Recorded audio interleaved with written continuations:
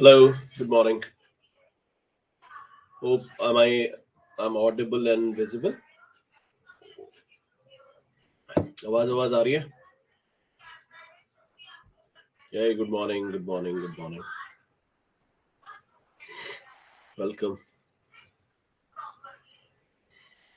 So, how's the weather?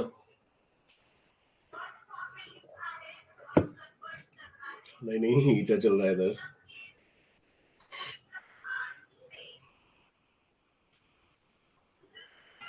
इधर heater चल रहा है. How's in Amritsar?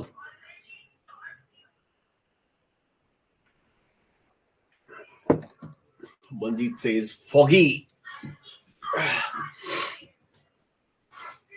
चैतन्य, आपके यहाँ से कितने लोग हैं जो ज्वाइन करने वाले हैं अभी तक?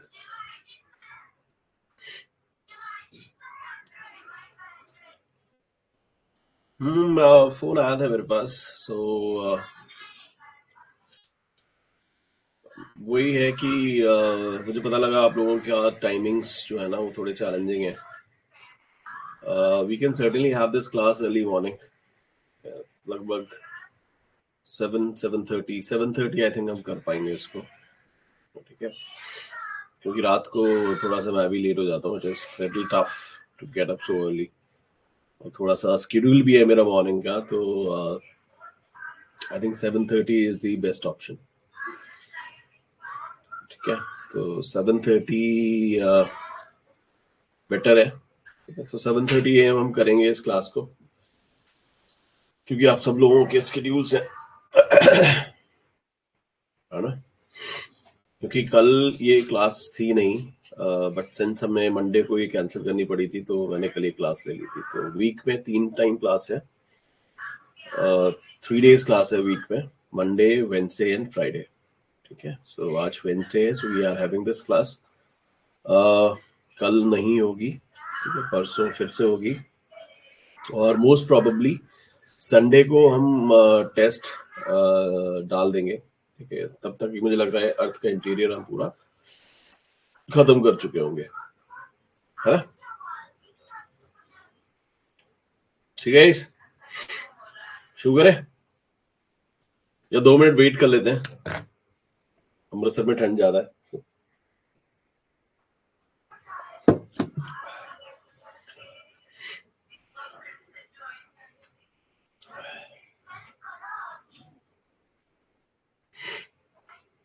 मंजीत, तुमने रिवाइज करके देखा? क्वेश्चन हुए वो सारे?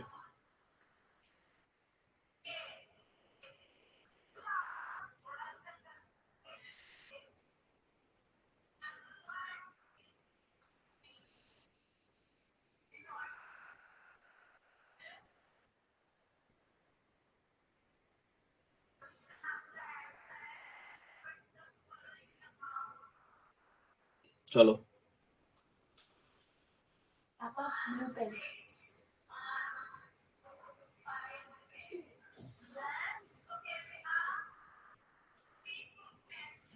wait a minute guys.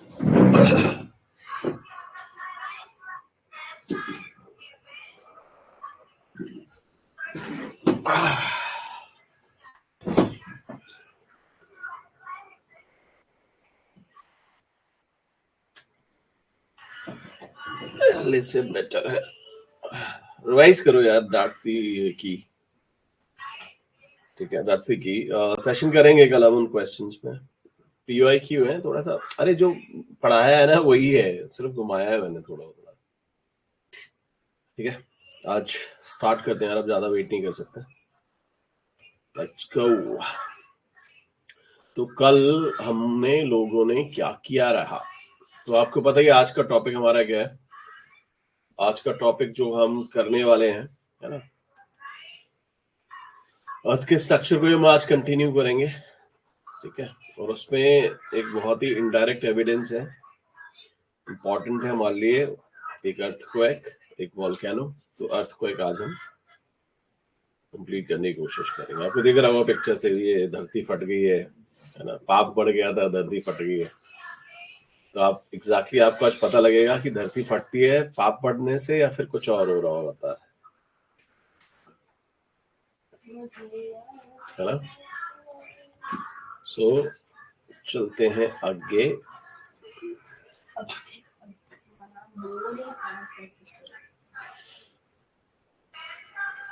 ठीक है, थोड़ा थोड़ा समझने की कोशिश करते हैं। जैसे फॉर एग्जांपल, आपने लाइब्रेरी जाते हो आप लोग कभी कभी?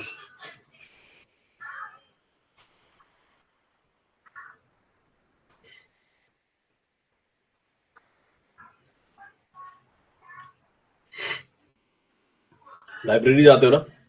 लाइब्रेरी में आपने देखा होगा बहुत सारी ऐसे किताबें रखी होती हैं।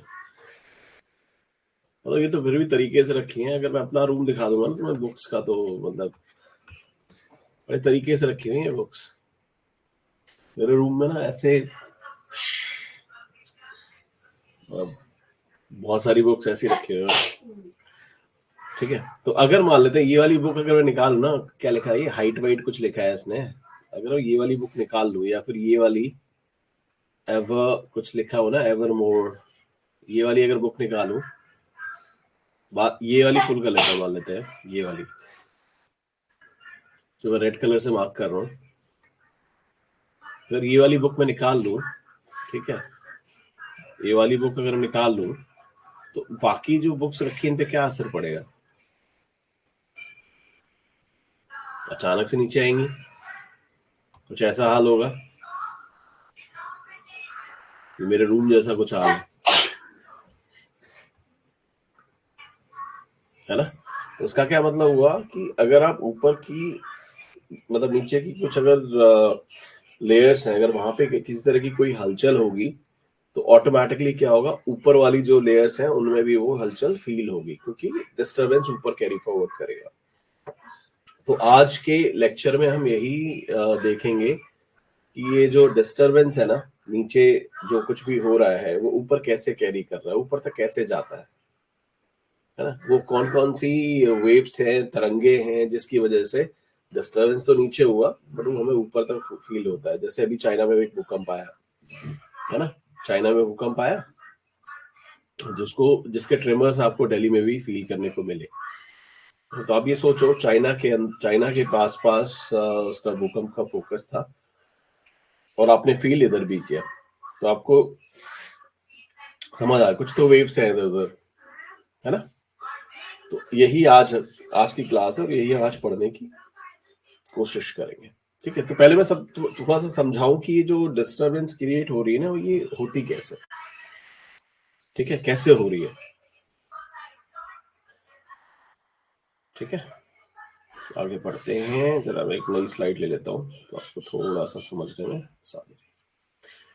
एक तो भूकंप होता है टेक्टोनिक वजह से भी होता है। टेक्टोनिक होता है प्लेट्स, जो मंजीत उस दिन बोल रहा था, कई सारी ना हमारे पास हमारे अर्थ पे ना प्लेट्स है।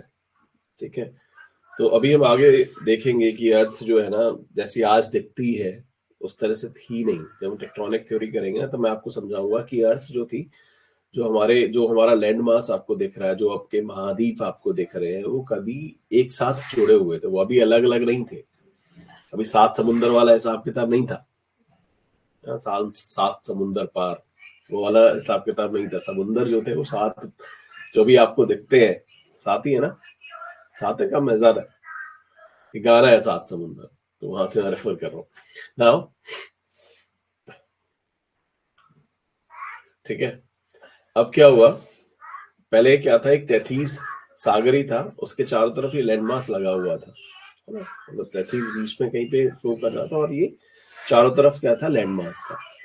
तो धीरे धीरे क्या हुआ, ये जो पूरा लैंडमास है ना, वो आपस में मतलब दूर दूर होता चला गया है ना। ये अलग अलग जितने आपको कॉन्टिनेंट दिख रहे हैं, ये सारे के सारे जो कॉन्टिनेंट बने हैं, ठीक है, ये जो कॉन्टिनेंट आपको आज दिखते हैं, वो पहले ऐसे नहीं थे, वो सेपरेट सेपरेट हुए ऐसे।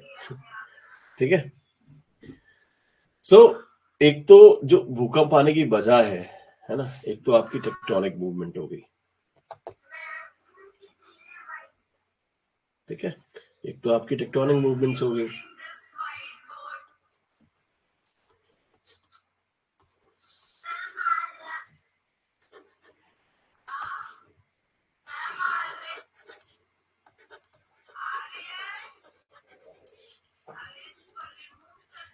दूसरा,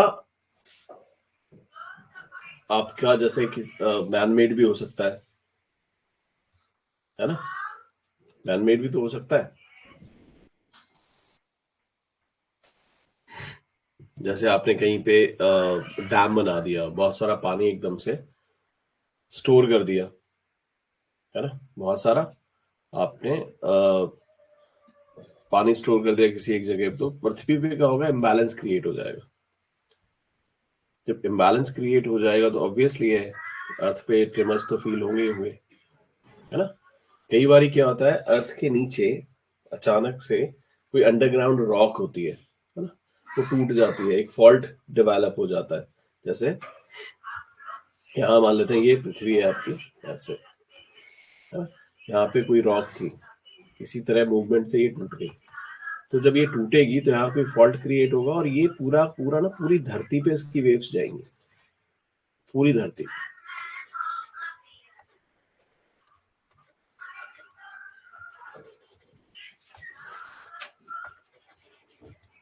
ठीक है, जैसे अभी जो हमारी पहली क्लास थी उसके दौरान मैं आपको बताया था कि जो हिमालय है ना,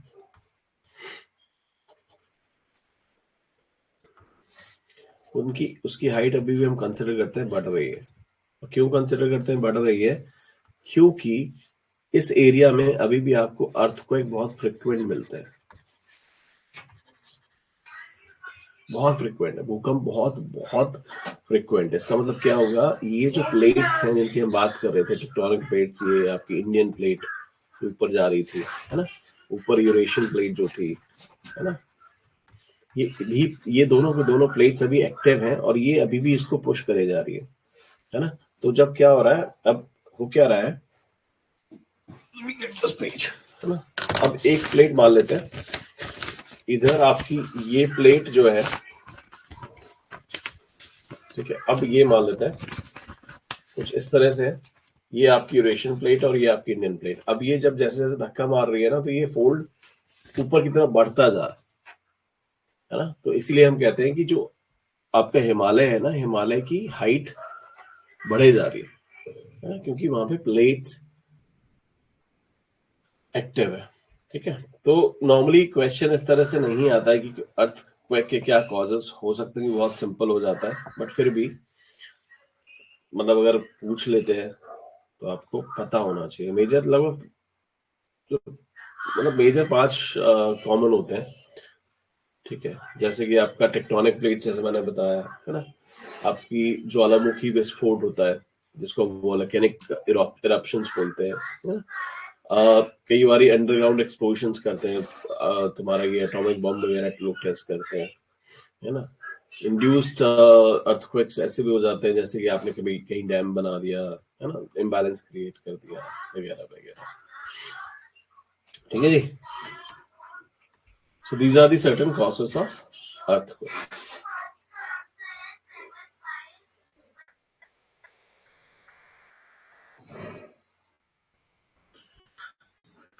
ज्यादा क्लियर है गाइस, तो ज्यादा हमने पढ़ा नहीं है ऐसा तो।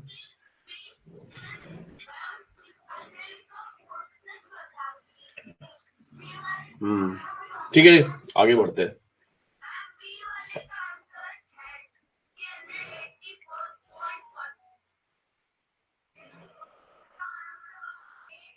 So बेसिकली अर्थक्वेक है क्या, अगर हम बोले कि अर्थक्वेक मतलब भूकंप, ये है क्या। ठीक है, तो क्या हम बोल सकते हैं अर्थक्वेक क्या है, कंपन है, शेकिंग ऑफ अर्थ, है,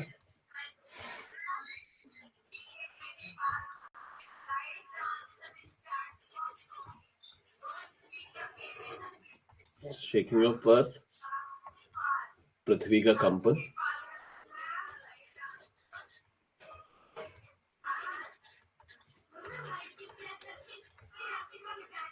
है ना।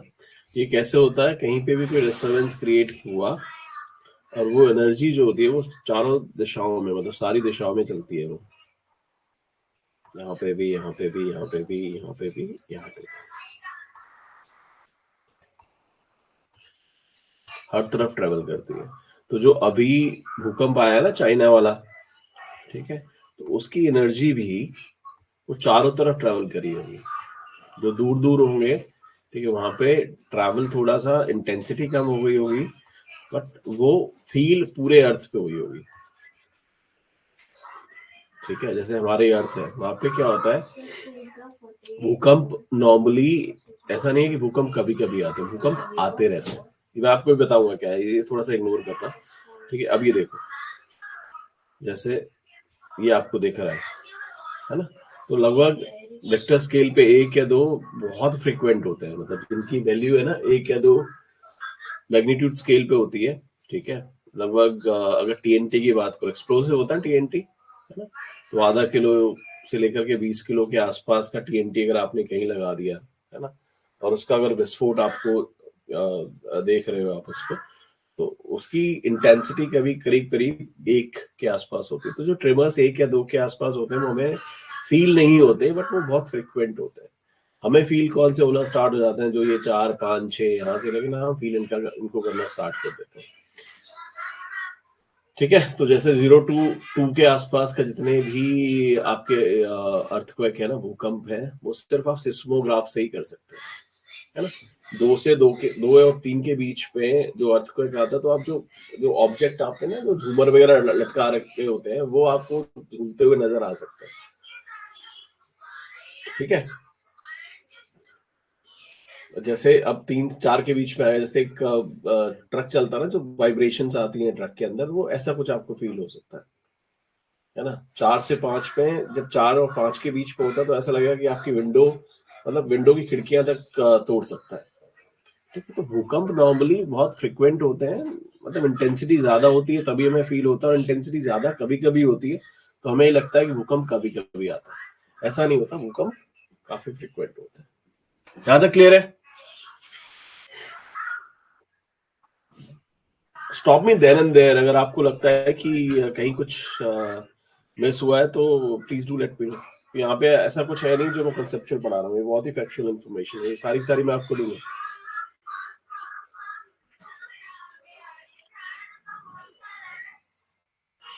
ठीक है, तो भूकंप पता लग गया, भूकंप क्या होता है, कंपन। अब देखो, ये थोड़ा सा इंपॉर्टेंट है, यहाँ ध्यान देना। अब वो क्या, ये आप देखो एक अर्थ का ये टुकड़ा सा है। ठीक है, मैं जरा नई स्लाइड पे लेके चलता हूँ, अभी शायद देखने में तुमको थोड़ा सा चैलेंजिंग लगेगा।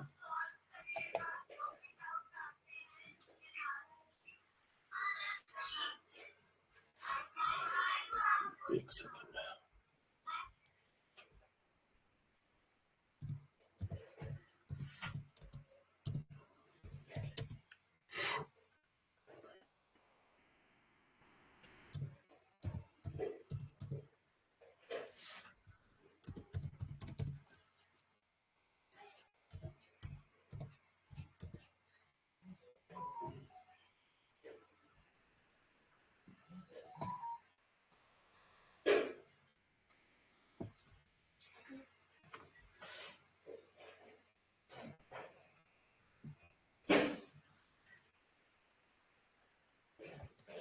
मान लेते हैं ये आपकी पृथ्वी है ना। अब गोला नहीं बना रहा, आप समझ जाओ। यहाँ कहीं कुछ हलचल हुई है, ठीक है, यहाँ पे हो सकता है कुछ कुछ भी हलचल हुई, जैसे कि आप मान लो कोई रॉक टूटी, कुछ हुआ, है ना। तो यहाँ से क्या होगा, ये टूटने के बाद क्या होगा, ये एनर्जी जो है ना, ये ट्रेवल होगी, सभी डायरेक्शंस में ट्रेवल होगी। जो ऊर्जा यहाँ हुई, एकत्रित हुई है ना, प्रोड्यूस हुई है, वो सारी दिशाओं में चल रही है।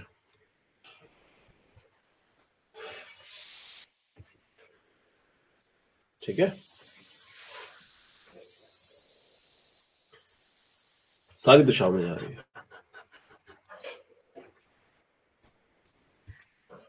ठीक है, जहां पे ये कुछ भी डिस्टरबेंस हुआ है, जहां पे भी ये डिस्टरबेंस हुआ है, इसको हम क्या बोलते हैं,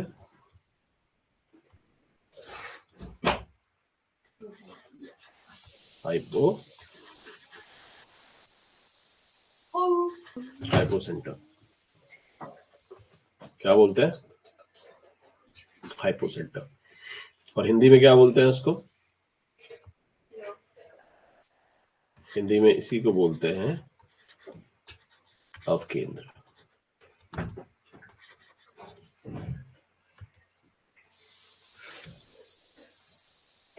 हाइपोसेंटर, अपकेंद्र, ठीक है। हाइपो मानो नीचे, ठीक है। तो ये इसको हम कभी कभी ना इसको हम फोकस भी बोलते हैं, we also call this focus, ठीक है। ठीक है, इसको जहां पे भी डिस्टरबेंस हुई, जहां पे भी चट्टान वट्टान टूटी, उस जगह को क्या बोलोगे? फोकस, ठीक है। तो जहां पे भी जैसे फॉर एग्जांपल अभी आपने मुंबई में कुछ सुना होगा, है ना? तो क्या होता है वहां पे एक पर्टिकुलर जगह थी ना, कुछ मीरा रोड, ठीक है। मीरा रोड पे कुछ बवाल हुआ, है ना? मीरा रोड पे कुछ बवाल हुआ, ठीक है। और उसके चक्कर में लोग क्या कर रहे हैं, मतलब वो आगे भी फैल गया, मतलब महाराष्ट्र में थाने में जो डिस्ट्रिक्ट है आगे भी फैला, है ना? तो जहां पे कुछ बवाल हुआ, जहां पे कुछ भी कुछ इश्यू हुआ, वो आपका हो गया फोकस। फोकस आप समझ के चलो बहुत इंटीरियर, मतलब अंदर, ठीक है, अंदर हुआ, और जिसके इफेक्ट जो है ना आपको चारों तरफ फील होंगे। और उस इंसिडेंट का जो कुछ भी हुआ है, उस घटना का सबसे ज्यादा असर कहाँ होगा? जो एरिया सबसे पास रहेगा। कहने का मतलब ये है, मानो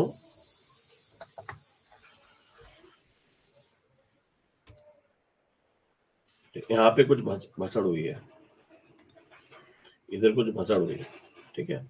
अब इस भसड़ का जो सबसे ज्यादा इफेक्ट आएगा, वो जो एरिया जो सबसे इसके नजदीक होगा, ठीक है। तो मुझे एक बात बताओ, मान लेते हैं जो इसका सबसे कम डिस्टेंस कौन से वाला होगा? मगर अगर मान लेते हैं हम, ये अर्थ है, ठीक है, ए है, ये बी है, ये सी है, ठीक है।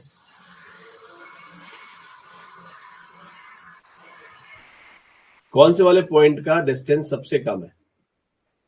ए का कम है ना?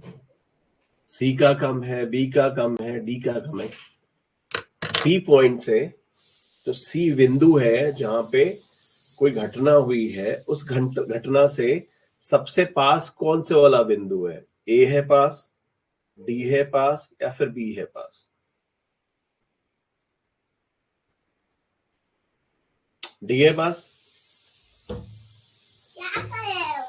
डी है पास, डी है, ठीक है, करेक्ट। अगर डी का एंगल अगर आप देखोगे, डी का अगर आप एंगल देखो सी से, ठीक है, तो आपको क्या एंगल बनता हुआ दिख रहा है?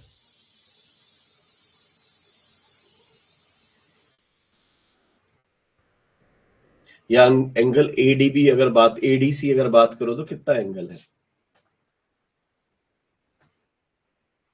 90 डिग्री, ठीक है। 90 डिग्री को और क्या बोलते हो आप? क्या बोलते हो आप 90 डिग्री को? मैंने ऐसे किया था, परपेंडिकुलर, ठीक है, परपेंडिकुलर बोलते हो आप, है ना? लंबवत, लंबवत, राइट। सो जो सबसे पास रहेगा पॉइंट, वो क्या रहेगा? आपके फोकस से परपेंडिकुलर रहेगा। तो जो भी पॉइंट, ठीक है, तो नॉर्मली आप क्या बोल सकते हो, जो नियरेस्ट पॉइंट रहेगा फोकस से सरफेस पे, फोकस से सरफेस पे, ठीक है, वो क्या रहेगा? वो क्या रहेगा? ये वाला डी वाला पॉइंट है, क्या रहेगा? ये नॉर्मली परपेंडिकुलर रहेगा। नॉर्मली का परपेंडिकुलर ही होता है, परपेंडिकुलर या लंबवत, ठीक है, समझ आ रहा है? तो ये जो डी पॉइंट है ना, लंबवत पॉइंट है, इसको हम क्या बोलते हैं? एपी सेंटर,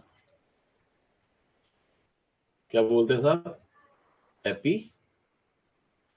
सेंटर, या हिंदी में बोलते हैं ऊपरी केंद्र।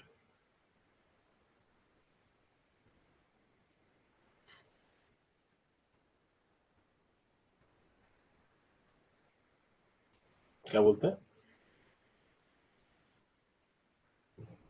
ऊपरी, ऊपरी केंद्र।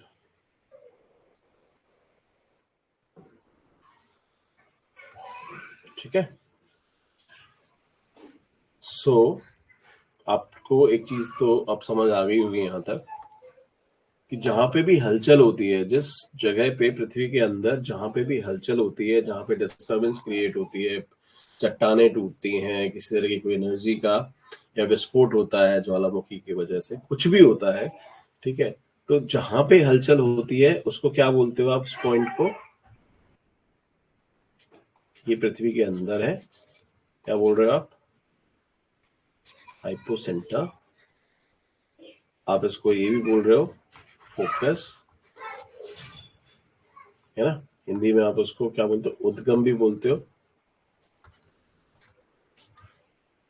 और अवकेंद्र भी बोलते हो। ठीक है, भूकंप का हाइपोसेंटर, फोकस, उद्गम, अवकेंद्र। तो ये जो पॉइंट्स हैं कहाँ है? पृथ्वी के अंदर है।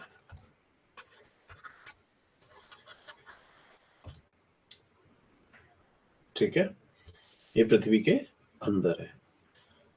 जो इसका नियरेस्ट डिस्टेंस होता है, जो सबसे क्लोजेस्ट होता है, जो सबसे पास होता है पॉइंट सरफेस पे, जहां, और ये भी कह सकते हो जहां पे एनर्जी जो है भूकंप की सबसे पहले पहुंचती है, ठीक है, जो सबसे पहले पहुंचती है उसको आप क्या बोलते हो? एपी सेंटर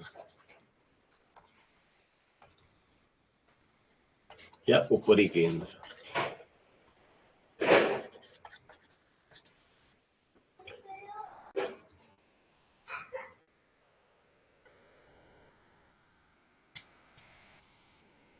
ठीक है,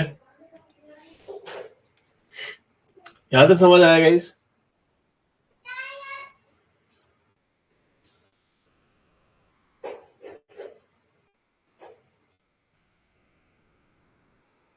यस।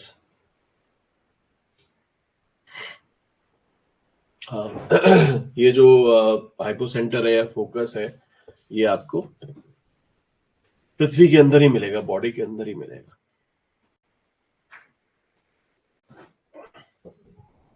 और एपी सेंटर कहाँ मिलेगा आपको? सरफेस पे। ठीक है। सो मैं एक क्वेश्चन पूछने लाया है, ठीक है, आपको जवाब देने का है।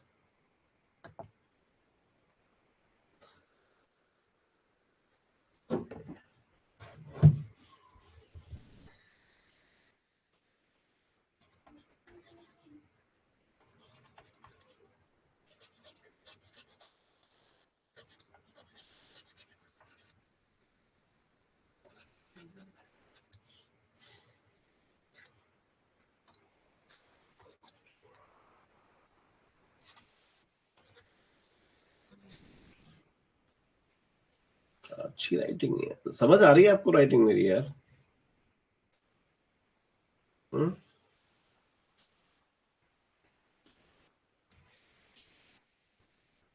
अर्थक्वेक वेव्स, या जिसको आप सिस्मिक वेव्स, वेव्स भी बोलते हो, दे ओरिजिनेट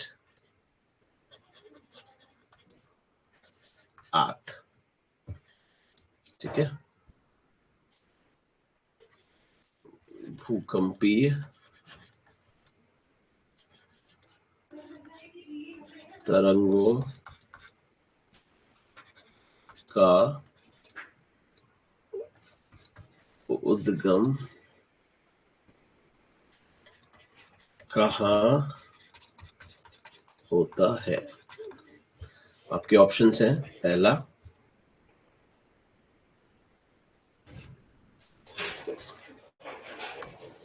ऊपरी केंद्र, इसको आप क्या बोलते हो? AP centre. दूसरा अवकेंद्र, इसको आप क्या बोलते हो? फोकस। तीसरा दोनों, मतलब बोथ, या फोर्थ दोनों में से कोई नहीं।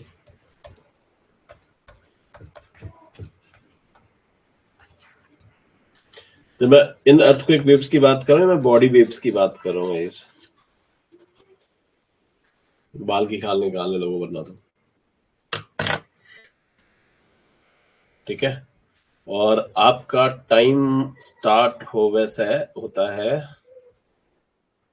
अभी 30 सेकेंड्स।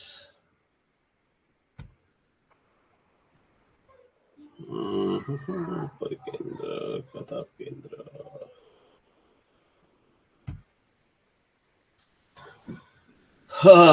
करो आंसर। भूल जा रहा है, आने वाला है तुम लोग के पास। करिए करिए करिए। सिंपल क्वेश्चन था वैसे तो।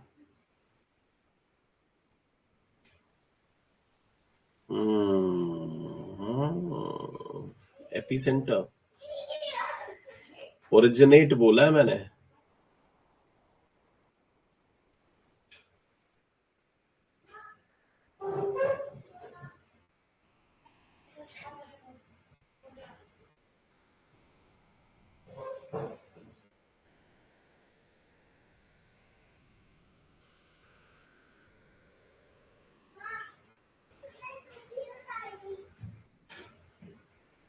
इसका मतलब समझ नहीं आया यार।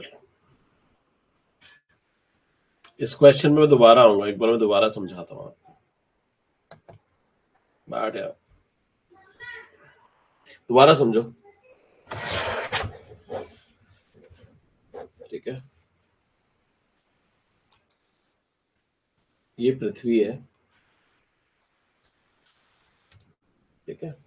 यहाँ कोई चट्टान वगैरह टूट गई है ना, या फिर कोई मतलब वॉल्केनिक एक्टिविटी हो रही है, कोई लावा वावा गर्म होके निकला और उसने आके यहाँ पे कुछ डिस्टर्बेंस, कुछ भी क्रिएट कर दी, कुछ भी मतलब घटना हो गई, कुछ भी हुआ इधर, ये वाला कोई पॉइंट है,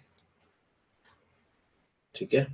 तो यहाँ घटना क्रिएट हुई, मतलब यहीं पे एनर्जी आपकी शुरू हुई, यहीं से आपकी एनर्जी प्रोड्यूस हुई। यही एनर्जी जो है आपकी हर दिशाओं में जाती है, ठीक है। तो जो एनर्जी जो ये वाली क्रिएट हुई, इसको ही आप भूकंपी ऊर्जा बोल सकते हो, भूकंपी तरंगे बोल सकते हो, अर्थक्वेक वेव्स बोल सकते हो। बॉडी वेव्स यहीं से शुरू हो रही हैं, वो यहीं से शुरू हो रही हैं भाई लोगों, ठीक है। और ये वाला पॉइंट है जहां से शुरू हो रही है, उसको क्या बोलते हो आप? क्या बोलते हो? फोकस। फोकस बोलते हो ना, या फिर क्या बोलते हो आप? हाइपोसेंटर। फोकस को और क्या बोलते हो आप? उद्गम केंद्र। उसको पर क्या बोलते हो आप? केंद्र। तो क्वेश्चन क्या था? अर्थक्वेक वेव्स ओरिजिनेट एट, कहाँ ओरिजिनेट होती हैं भाई लोगों? फोकस पे, जिसको आप हाइपोसेंटर भी कहते हो, ठीक है। तो आंसर क्या होना चाहिए था? बी। लगा क्या रहे हो आप लोग? 30% बोल रहे हैं ये, ठीक है। 40% बोल रहे हैं ये, ठीक है। मुझे ये नहीं समझ आया 20% लोग यार, दोनों कैसे हो सकते हैं?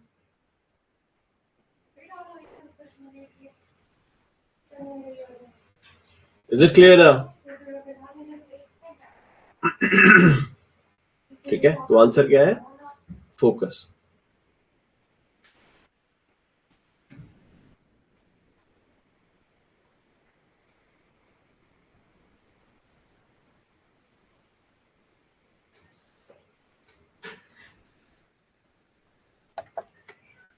एक और क्वेश्चन करते हैं।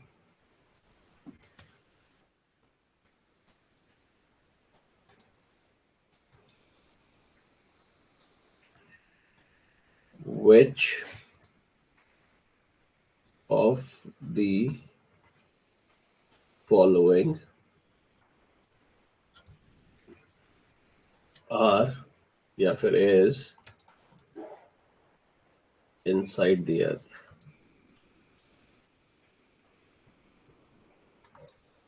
ठीक है, पहला ऑप्शन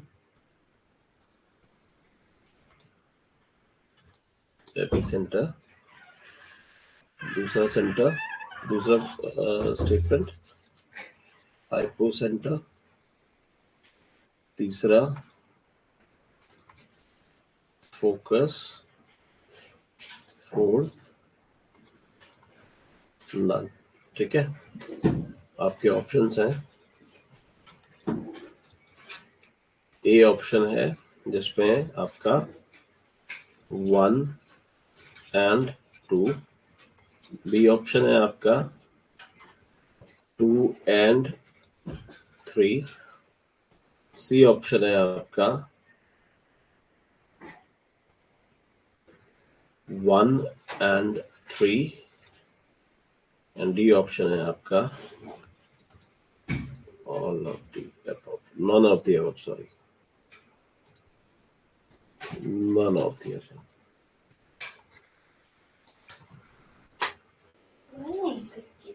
ठीक है, बताइए. मैं क्विज स्टार्ट कर रहा है. Blank wait. ठीक है, 20 सेकंड की क्विज है.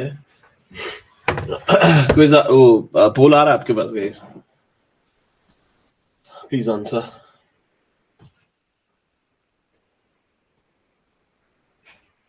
पोल आया है तुम लोग के पास? पोल आएला है, पोल आएला है. पोल पोल में दीजिए आंसर, पोल में दीजिए.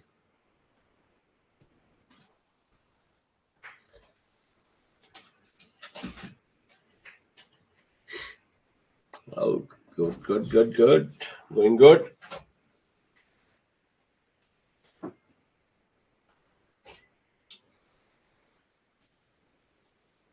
क्या बात है, 93%.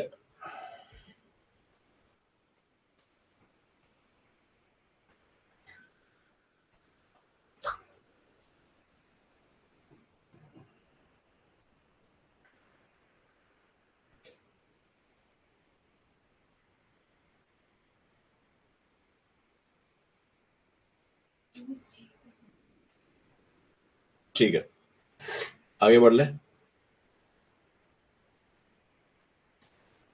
अब यहाँ तो कंफ्यूजन नहीं होगा ना कि एपिसेंटर क्या है या फिर हाइपोसेंटर क्या है, फोकस क्या है. एपी ऊपर, हाइपो नीचे. एपी ऊपर, हाइपो नीचे. तो आपके ध्यान में आ जाना चाहिए हाइपोसेंटर मतलब जमीन के नीचे. ठीक है, बहुत कंफ्यूजन होता है फोकस को लेके. यार फोकस किधर होगा? तो फोकस वो वाला एरिया है जहां पे कोई इंसिडेंट हुआ है. चलो एक कहानी सुनाता हूँ. आपको उरी याद है? उरी याद है? उरी,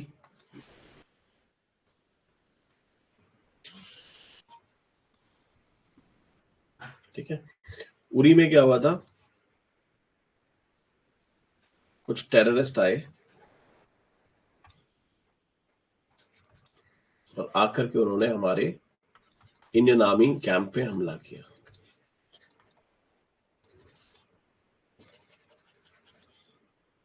ठीक है, अटैक किया. याद है आपको? उरी, सो रहे थे लोग, है ना, सोते हुए लोगों पे हमला किया. हाँ जी. तो उरी क्या था? ये वो जगह है जहां पे डिस्टरबेंस हुई.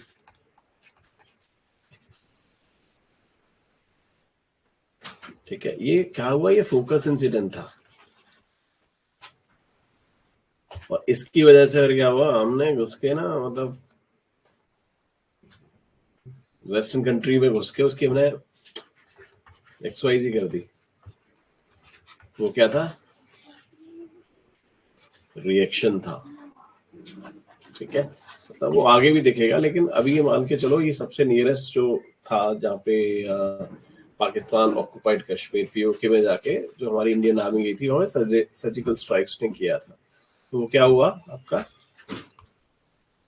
एपी सेंटर हो गया। तो फोकस जहां पे भी घटना हुई है, सो फोकस क्या होगा, जहां पे भी घटना हुई है, फोकस जहां घटना हुई है। आप लोगों को ये कंफ्यूजन बहुत रहेगा, अच्छा फोकस ऊपर होगा या एपी सेंटर नीचे होगा, क्या होगा, तो ये ध्यान रखना, फोकस जिधर घटना हुई है।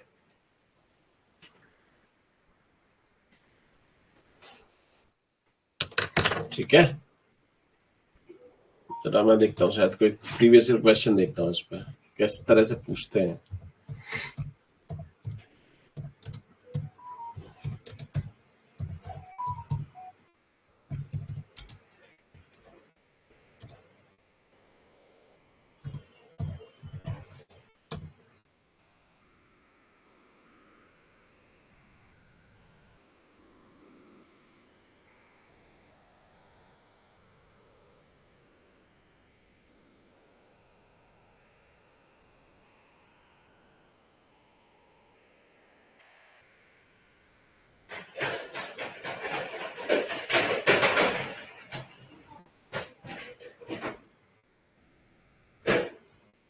मैं क्वेश्चन ढूंढ रहा हूँ, पुराना मिल जाए मेरे को तो।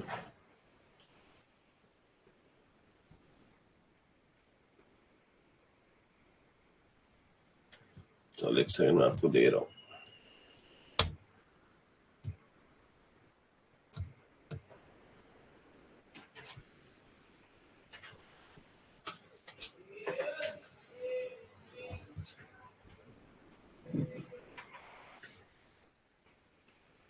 एक मिनट देना।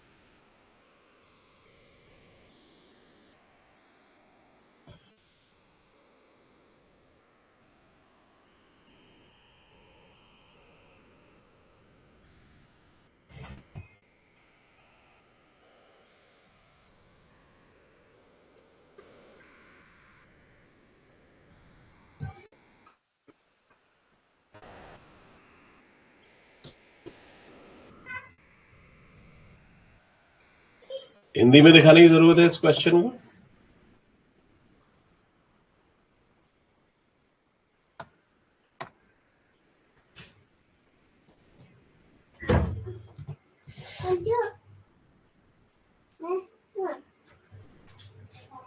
पापा पापा सुनो ना, आ रहा हूँ मैं अभी, एक सेकंड। रुको पापा, ये रुको, वेट अ मिनट। मैं चॉकलेट खाता हूँ।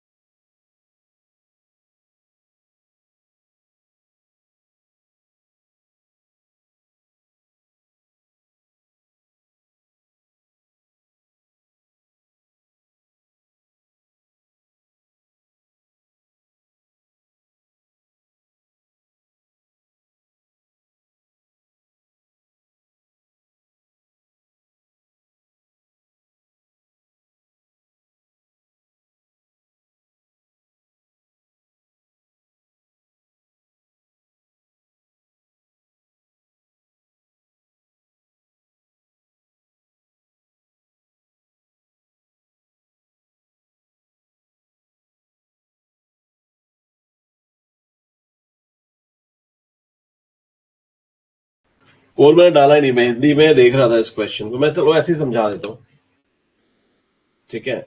सो पहला स्टेटमेंट है, पहले समझ लो, मैं पोल भी अभी दे दूंगा आपको। पहला स्टेटमेंट है, earthquakes largely occur along the conversion plate boundaries. Conversion plate boundaries क्या होती हैं? ये दो प्लेट्स हैं, ठीक है, ये दो प्लेट्स हैं।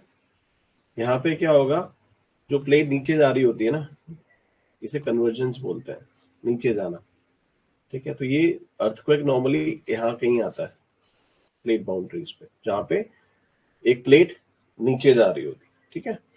Point of the origin of earthquake in the lithosphere is known as focus hypocentre. जो ओरिजिन है अर्थक्वेक का, ठीक है, लिथोस्फेयर में होता है, और जिस पॉइंट पे हो रहा है ओरिजिन अर्थक्वेक का, उसको फोकस या हाइपोसेंटर बोलते हैं, ठीक है। हिंदी में उद्गम या अवकेंद्र बोलते हैं। The intensity of the earthquake decreases with the distance from the epicenter. Epicentre से जो ऊपरी केंद्र होता है, ऊपरी केंद्र से जैसे जैसे डिस्टेंस बढ़ता जाता है किसी जगह का, जो भूकंप की इंटेंसिटी है वो कम होती जाती है। फोर्थ है, the epicentre of the earthquake always remains over continents only, ठीक है, कि जो एपिसेंटर है वो हमेशा, जो ऊपरी केंद्र है वो हमेशा महाद्वीप पे होता है, ठीक है। कर दूं पोल?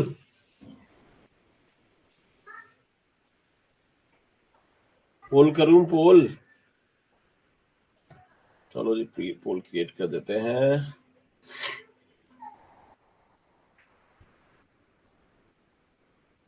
सोच समझ के आंसर करिएगा इस,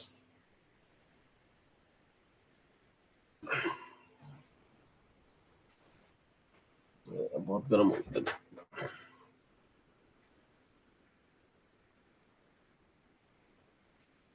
एक मिनट में जानबूझ के रखा है, सोच समझ के करो, सोच समझ के, सोच समझ के।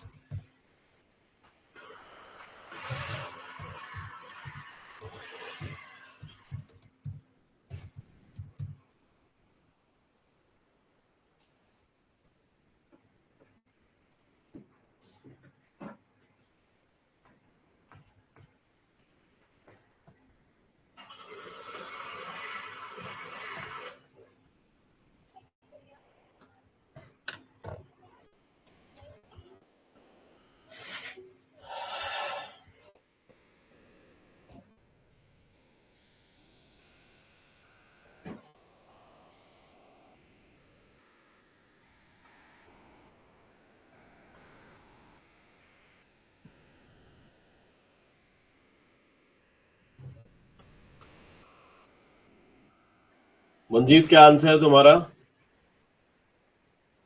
पोल तुमने देखा ही नहीं है भाई, पोल तो मैंने भेजा है।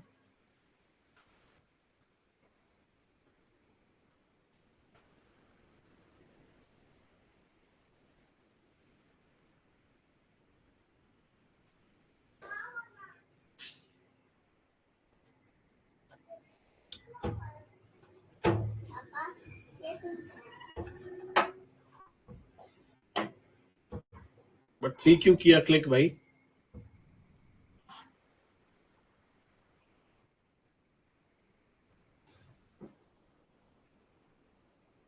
सी कैसे हो जाएगा बताओ? 2 और 3 कैसे हो जाएगा? वन स्टेटमेंट क्यों नहीं होगा? अभी तो समझाया मैंने फर्स्ट ऑप्शन, कन्वर्जिंग बाउंड्री मैंने समझाई थी ना, जहां पे दो प्लेट्स हैं, कन्वर्जिंग प्लेट्स हैं, ए और बी। ए अंदर जाने की कोशिश कर रहा है, कन्वर्जिंग हो रहा है, मैंने बताया था ना, इस वजह से क्या होता है, यहाँ पे अर्थक्वेक आता है। वही तो था कि earthquake largely occurs along the converging plate boundaries. जो सबसे ज्यादा अर्थक्वेक जो आते हैं वो तुम्हारे इसी वजह से आते हैं, टेक्टोनिक रीजंस की वजह से आते हैं। जो आप कल बोल रहे थे ना उस दिन की टेक्टोनिक प्लेट्स की मूवमेंट की वजह से अर्थक्वेक आते हैं, वही है कन्वर्जिंग प्लेट बाउंड्रीज,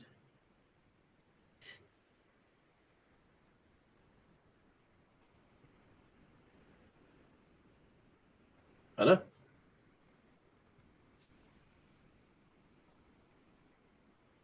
किधर नीचे?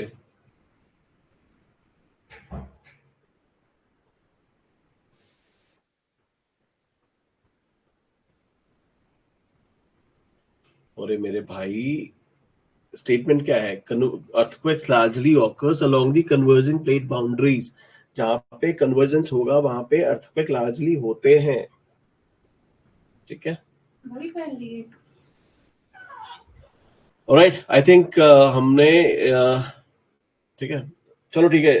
मंजी थोड़ा सा इसको देख लेना, फिर भी कंफ्यूजन होता है please do let me know. ठीक है जी, तो मुझे लगता है शायद ये टॉपिक हमारा ऑलमोस्ट ऑलमोस्ट ठीक है, आप लोगों को समझ में आ गए लाए। ठीक है, अब थोड़ा सा आगे बढ़ते हैं। ठीक है, थोड़ा सा आगे बढ़ते हैं और बात करते हैं इसके आगे की। तो आपको अब ये पता लग गया है कि फोकस क्या होता है। ठीक है, आपको ये पता लग गया है कि एपिसेंटर क्या है, आपको ये भी पता लग गया है कि हाइपोसेंटर क्या है, आपको ये भी पता लग गया है कि अपकेंद्र क्या है या उद्गम क्या है ना। आपको ये भी पता लग गया है कि ऊपरी केंद्र क्या है। ठीक है, सो ये जो सेंटर है ना, फोकस, जहां कोई घटना हुई है, यहां से ठीक है, जो एनर्जी है, एनर्जी क्या हो रखी है आपकी, जो जो भी ऊर्जा है वो सरफेस पे जा रही है ना, चारों तरफ ट्रैवल होके इस तरह से जा रही है। तो ये जो ऊर्जा ट्रैवल कर रही है, ठीक है, ये दो तरह की वेव्स के साथ कर रही है। ठीक है, तो जो भूकंपीय तरंगे होती हैं, ठीक है, जो आपकी अर्थक्वेक वेव्स हैं, अर्थक्वेक वेव्स, वो दो तरह की होती हैं। एक आपकी बॉडी वेव्स और ये आपकी सरफेस वेव्स। ठीक है, बॉडी वेव्स वो वाली वेव्स हैं जो पृथ्वी के अंदर रहती हैं, सरफेस वेव्स वो हैं जब बॉडी वेव्स आपके ऊपर पहुंच जाएंगी, वहां से फिर सरफेस वेव्स ट्रेवल करेंगी, ओरिजिनेट होंगी। ठीक है, तो अगर आप ऐसे बोल सकते हो कि जो बॉडी वेव्स हैं वो ओरिजिनेट होती हैं कहां से?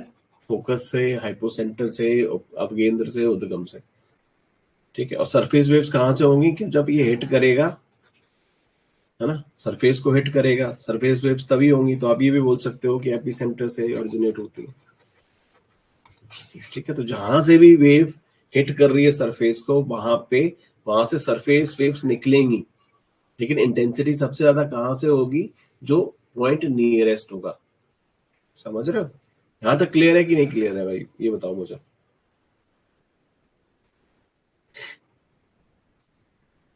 बॉडी वेव समझ आ गई? ठीक है, फोकस है, फोकस से आपकी एनर्जी निकली। ठीक है, अब जो एनर्जी निकली है ना, वो सरफेस पे कैसे आई है? बस से, ट्रक से, कैसे?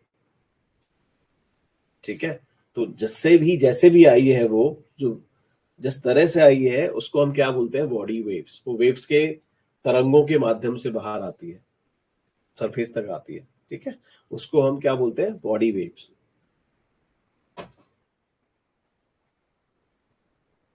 ठीक है, अब बॉडी वेव्स जो हैं आपकी, जब सरफेस पे आ जाती हैं, आने के बाद एक नई तरह की वेव जनरेट करती हैं, उनको हम सरफेस वेव्स बोलते हैं। ठीक है, बॉडी वेव्स जब सरफेस पे आके अटैक करती हैं, मतलब हिट करती हैं,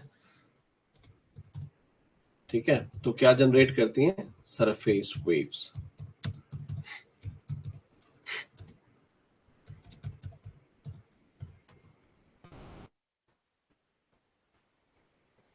ठीक है, हिंदी में उनको क्या बोलते हैं, जो बॉडी वेव्स होती है उनको हम बोलते हैं काय तरंगे, और जो सरफेस पे होती हैं उनको हम बोलते हैं सतह तरंगे। ठीक है, जो काय तरंगे होती हैं पृथ्वी के अंदर चलती हैं, और जो सतह तरंगे होती हैं वो सिर्फ सतह पर चलती हैं। अभी आप समझें।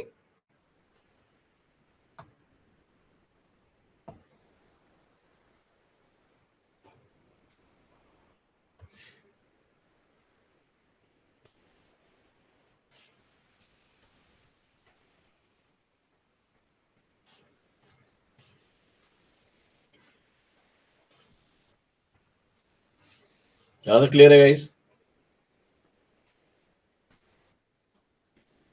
बॉडी वेव्स, काय तरंगे मतलब फोकस से तरंग निकल रही है, मतलब फोकस पे डिस्टरबेंस हुआ, वहां से चारों तरफ, चारों दिशाओं में आपके क्या जाना स्टार्ट हुआ, एनर्जी जाना स्टार्ट हुआ।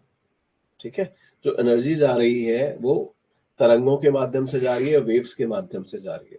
तो वो सारी की सारी तरंगे, वो सारी की सारी वेव्स जो पृथ्वी के अंदर हैं, उनको हम क्या बोलते हैं, बॉडी वेव्स या सरफेस वेव्स। पृथ्वी की बॉडी के अंदर है अभी तक, पृथ्वी की बॉडी के अंदर है अभी तक, तो जब तक बॉडी के अंदर है तब तक उनको बॉडी वेव्स, सतही तरंगे, सॉरी काय तरंगे, क्योंकि वो बॉडी के अंदर है। जैसे ही वो सरफेस पे आएंगी, ठीक है, जैसे ही सरफेस पे वो पहुंचेंगी तो एक नई तरह की तरंगे जनरेट होंगी, नई तरह की वेव्स जनरेट होंगी, जिनको आप सरफेस सरफेस वेव्स या सतही तरंगे बोलोगे। यहां तक क्लियर है कि नहीं?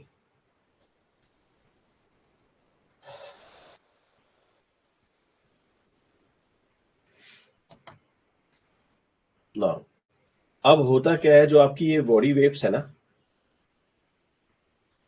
ये दो तरह की है।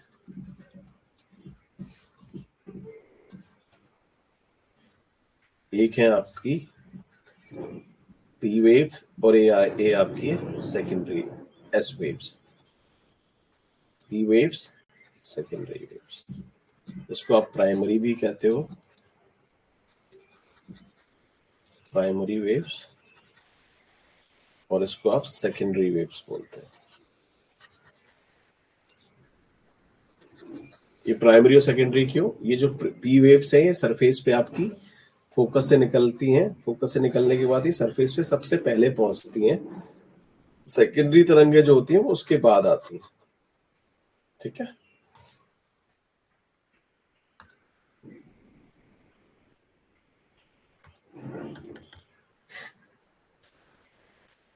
ठीक है। सो ये आती हैं पहले और ये आती हैं बाद में।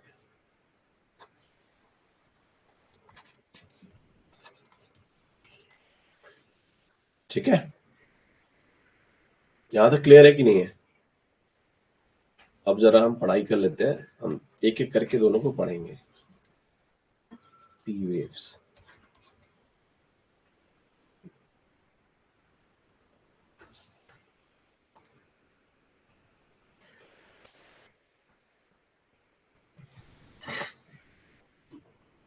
देखा?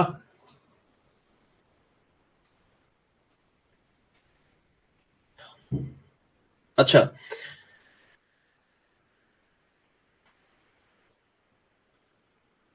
पढ़ दो पहले।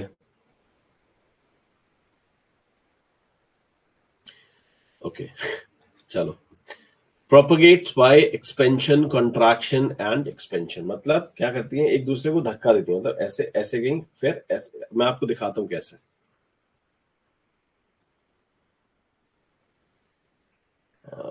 ये रहा ना।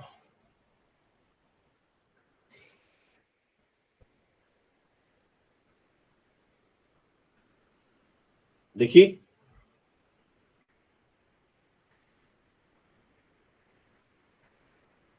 एक नई स्लाइड पे लेके जाता हूँ आपको, किस तरह से प्रोपगेट कर रही है।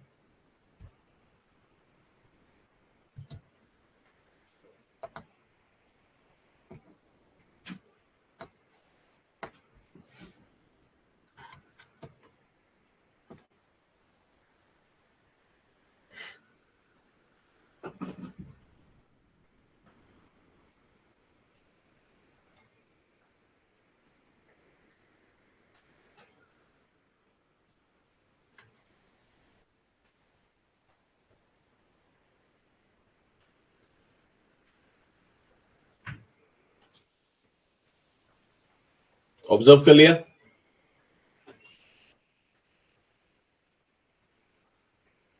ऑब्जर्व कर लिया? ऑब्जर्व कर लिया कैसे प्रोपोगेट कर रही हैं, किस तरह से चल रही हैं, मतलब क्या कर रही हैं, ये जिस डायरेक्शन में चल रही है, जिस दिशा में चल रही है, उस पर धक्का देती हैं। ठीक है, पहले क्या करती हैं, कंप्रेस करती हैं, फिर हट जाती हैं, फिर कंप्रेस करती हैं, फिर आगे ऐसे करके चल रही हैं। ठीक है, सो इसके जो पार्टिकल जो प्रोपोगेट कर रहे हैं, ठीक है, वो किस डायरेक्शन में कर रहे हैं, ठीक है, तो जो इसके पार्टिकल हैं, जो भी इसके पार्टिकल्स हैं, ठीक है, वो किस डायरेक्शन में जा रहे हैं, इसी डायरेक्शन में है। ठीक है, प्रोपोगेट क्या कर रहे हैं, इसी डायरेक्शन में कर रहे हैं, और जो वेव की डायरेक्शन क्या है, सेम है। मतलब कहने का मतलब ये है, जो उसकी डायरेक्शन ऑफ प्रोपोगेशन है ना, जिस ये कैसे कर रही है, एक्सपेंड कर रही है, पहले एक्सपेंड कर रही है, फिर कॉन्ट्रैक्ट कर रही है, फिर एक्सपेंड कर रही है, फिर कॉन्ट्रैक्ट कर रही है, फिर एक्सपेंड कर रही है, इस तरह से तो ये प्रोपोगेट कर रही है, मतलब इस तरह से ये चल रही है। ठीक है, ये जिस तरह से चल रही है ना, ये इस देखो अब क्या है, धक्का, आप कभी खड़े होगे ना, आप कभी बड़े से मतलब डीजे पे खड़े होगे ना, बड़े जहां बड़े बड़े स्पीकर्स लगे हैं, तो आपको ऐसा लग रहा होगा कि वो धक्का दे रहे हैं। तो इससे ध्यान रखना, ऐसा लगेगा आपको धक्का दे रहे हैं। जो धक्का देने वाली कौन सी वेव्स हो, साउंड वेव्स होती है। तो ये क्या है, कंप्रेस कर रही है, ठीक है, उसके बाद फिर एक्सपेंड कर रही है, कंप्रेस कर रही है, एक्सपेंड कर रही है, ऐसे करके ये आगे आगे चल रही है। ठीक है, इसी तरह का कुछ बिहेव आपकी साउंड वेव्स भी करती हैं, है ना। आप डीजे वीजे पे कभी नाच रहे हो गए, आप डांस कर रहे थे, झलक दिखला जा पे, है ना, अचानक से आपको लगा कि स्पीकर से धक्का मार रहा है कोई मेरे को, है ना, होता है ना, बंटी बबली, अचानक से आपको लगा स्पीकर धक्का मार रहा है आपको, फिर आपको पता लगा स्पीकर धक्का नहीं मार रहा है, ये कुछ वहां से कुछ वेव निकल रही है ना। तो कुछ इसी तरह से ये धक्का धक्का मार के चलती है। ठीक है, इसलिए ये क्या होती है, कुछ साउंड वेव्स की तरह होती हैं, इनको प्रेशर वेव भी बोलते हैं। ठीक है, और इस तरह की जो वेव होती हैं, इस तरह की जो तरंगे होती हैं, उनको हम लॉन्गिट्यूडनल वेव भी बोलते हैं। क्या बोलते हैं, लॉन्गिट्यूडनल वेव्स।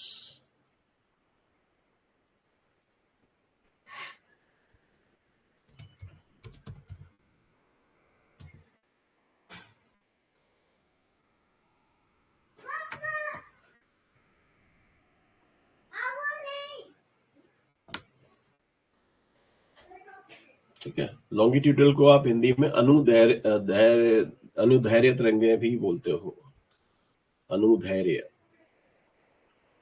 इसको ना अनुदैर्घ्य, टफ थोड़ा सा है,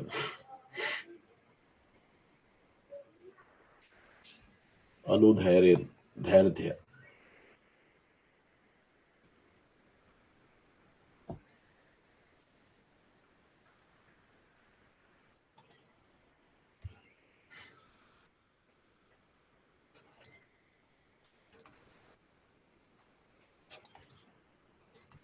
अनुदैर्घ्य तरंगे। ठीक है, स्पीड इनकी होती है लगभग 7 से 8 किलोमीटर पर आवर। ये बहुत इंपॉर्टेंट है, आपको थोड़ा सा ध्यान रखना है। जो आपकी पी वेव्स है, उनकी स्पीड है 7 से 8 किलोमीटर पर आवर, मतलब काफी तेज चलती है। ये एपिसेंटर पे सबसे पहले पहुंचती है, इसलिए इनको हम प्राइमरी बोलते हैं, मैंने आपको बता भी दिया था। पार्टिकल जो मूव करता है वो क्या करेगा, ये डायरेक्शन है, सेम डायरेक्शन में मूव करता है, इसको आप पैरेलल भी बोल सकते हो, समानांतर मूव कर रहा है। तो जिस डायरेक्शन में वेव जा रही है, जिस डायरेक्शन में तरंग जा रही है, उसी डायरेक्शन में क्या हो रहा है, ये इसके पार्टिकल भी प्रोपेगेट कर रहे हैं। ठीक है, तो क्या कर रहे हैं, पैरेलल, समानांतर। ठीक है, ये जो वेव है, पी वेव है, ये आपकी सॉलिड से भी गुजर सकती है, लिक्विड से भी गुजर सकती है, गैस से भी गुजर सकती है। लेकिन अब क्या हो रहा है, देखो,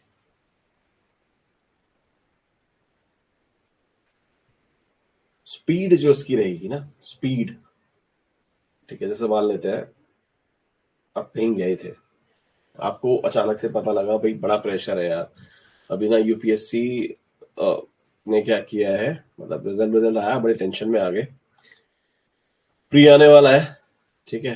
आपने क्या, आपका एक रूममेट आया और आप आके उसने बोला कि भाई साहब देखो, अभी ना मैंने एक मंदिर के बारे में सुना है, ठीक है।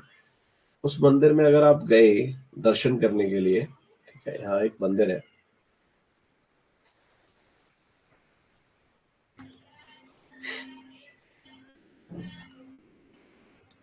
कि आप अगर उस मंदिर में दर्शन करने गए ना प्रभु जी के यहाँ,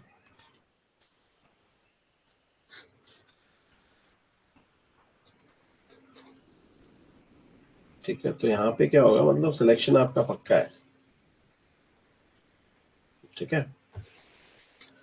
तो आप फटाफट उठे, तैयार हुए, आप दौड़ के गए, अच्छा आप तैयार हुए, अब देखा यार ऐसे करके ना, जैसे आप पहुंचे, थोड़ा सा आप लेट हो ही गए, थोड़ा लेट हुए, मतलब सुबह उठने में लेट हो गए, वहां पहुंचे तो पहले ही आपने देखा बहुत सारी भीड़ लगी हुई है ऑलरेडी, बहुत भीड़ लगी हुई थी।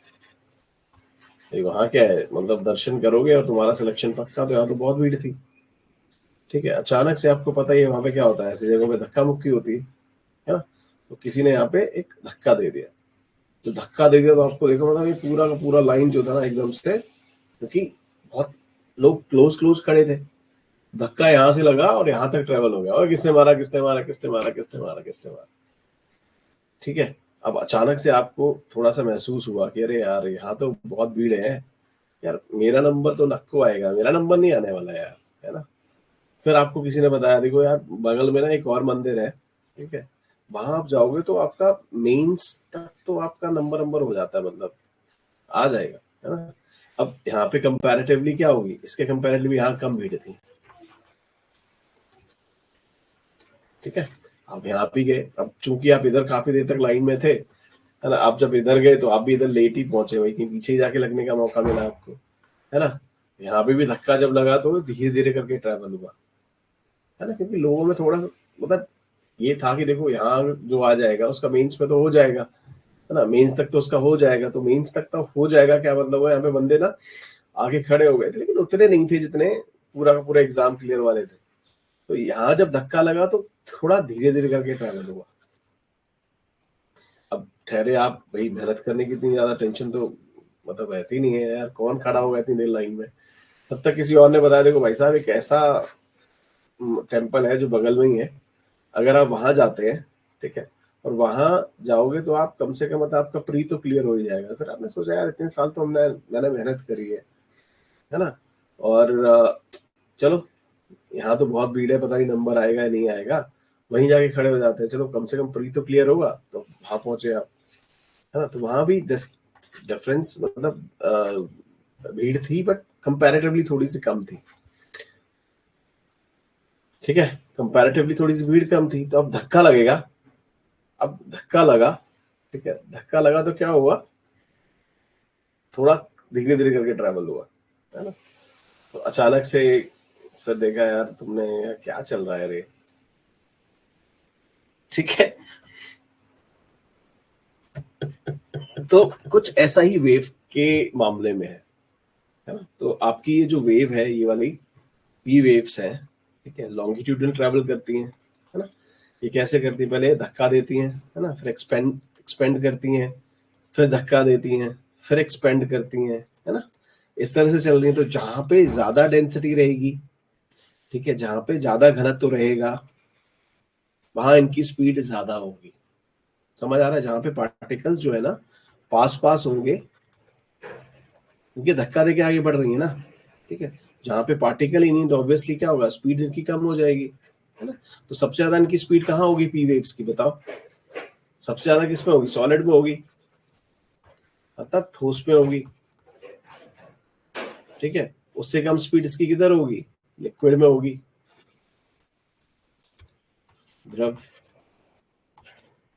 और सबसे कम किस में होगी, गैस में, क्योंकि गैस के मॉलिक्यूल्स बहुत दूर दूर होते हैं,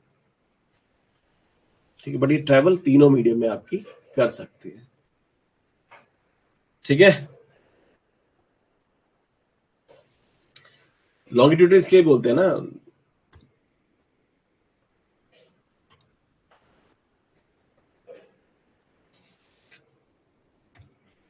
जिस तरह की ट्रेवल जिस तरह से कर रही है ना, ये देखो अभी मैं आपको दिखाऊंगा इस वाली वेव को, देखो इसको जरा देखना है एक बारी, फिर तो थोड़ा आइडिया रहेगा कि हम लोग क्या बोलने की कोशिश कर रहे हैं। ये देखो, तो जिस तरह से ये वेव ट्रैवल कर रही है इसमें और पहली वाली में कुछ अंतर दिखा आपको? पी वेव और एस वेव जिस तरह से ट्रेवल कर रही है उसमें कुछ अंतर दिखा आपको?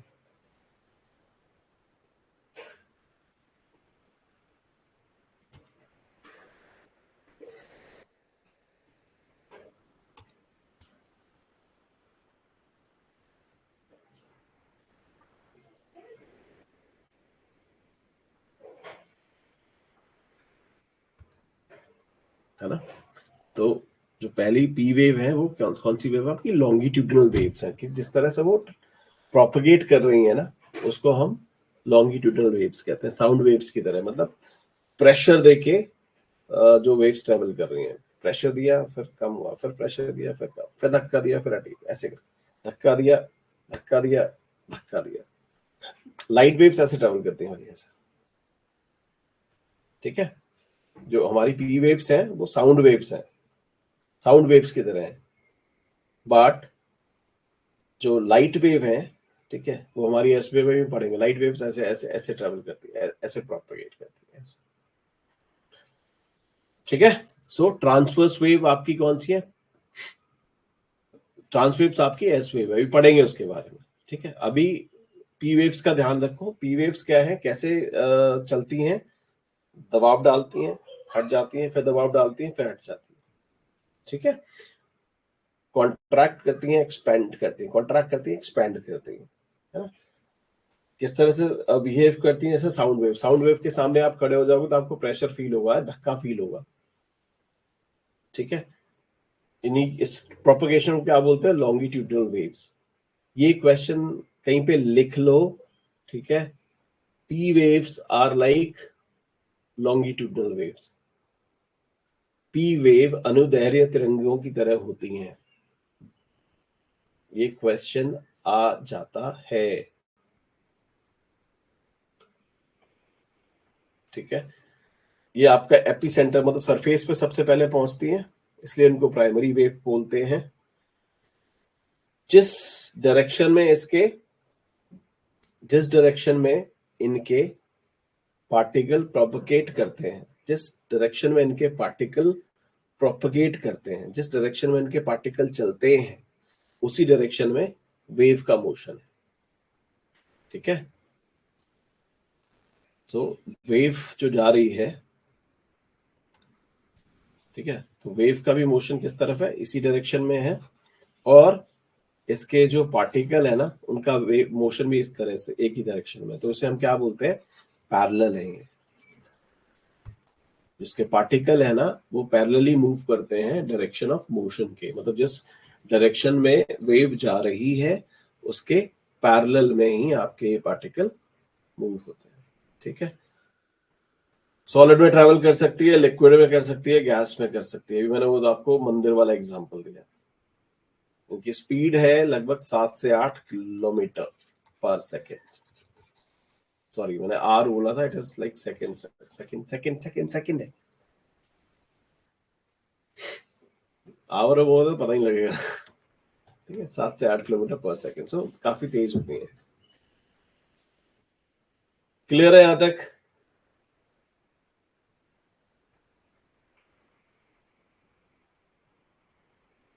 हाँ, पर सेकेंड है, गलती से मैं तुम्हें आर बता दिया। चतन तुम्हारा सही है, मतलब एक दिन में मैं 10 किलो वजन कम हो गया मेरा, है ना?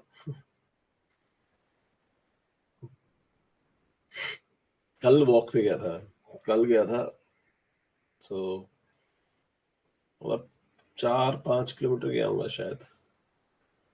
मतलब 45-50 मिनट लगे थे मेरे को जाने में, वापस आने में। हाँ,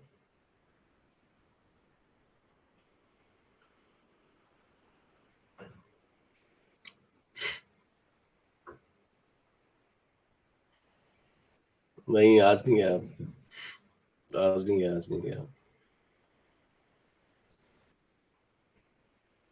उठ तो गया था बट पता नहीं, आई डोंट नो, क्योंकि जब आप सो रहे होते हो ना तो आप इंसान नहीं हो रहे होते हो, आप कुछ और ही हो जाते हो। तो मेरे साथ भी सेम ही है।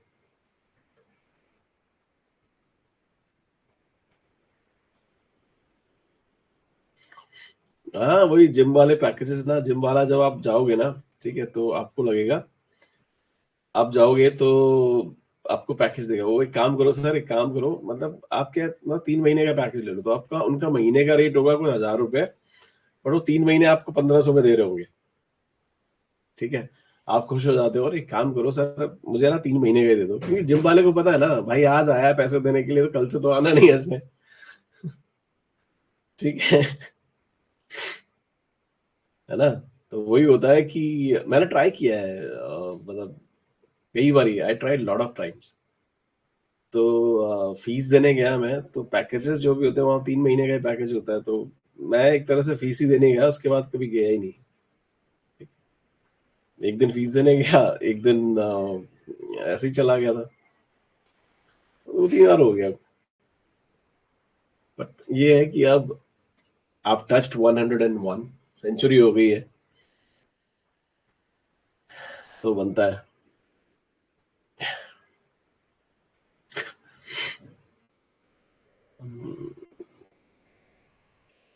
चलो जी, आगे बढ़ते हैं। तुझे कैसे पता लगा चेतन?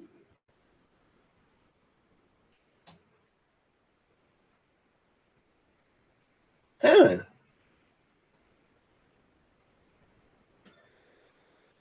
पता नहीं यार, मतलब आई डोंट नो। चलो ठीक है, गुड है, आगे बढ़ते हैं। सो पी वेव समझ आ गई,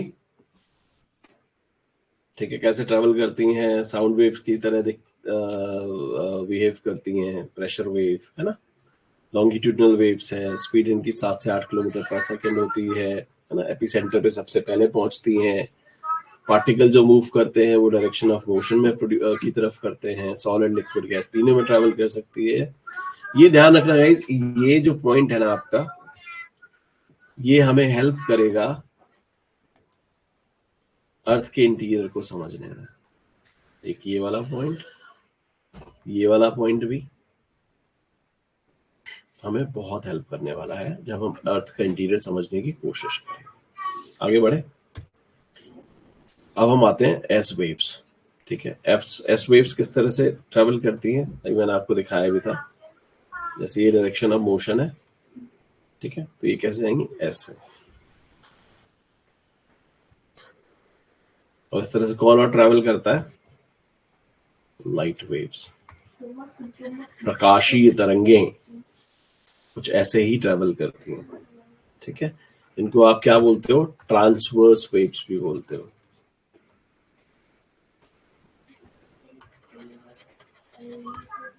ट्रांसवर्स, ऊपर नीचे ऊपर नीचे ऊपर नीचे, लॉन्गिट्यूडनल।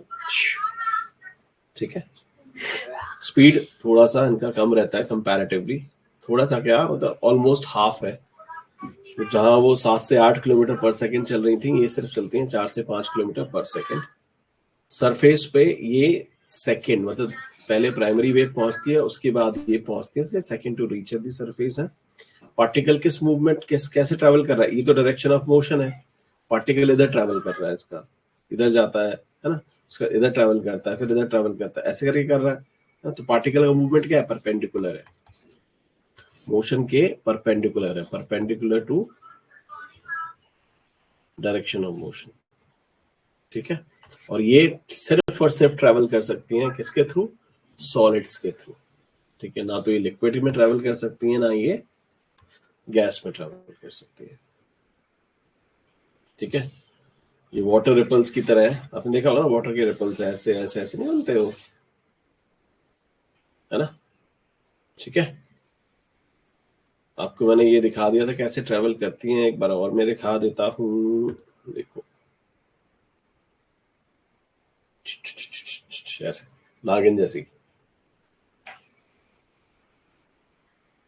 नागिन जैसा ट्रेवल कर रहा है ये।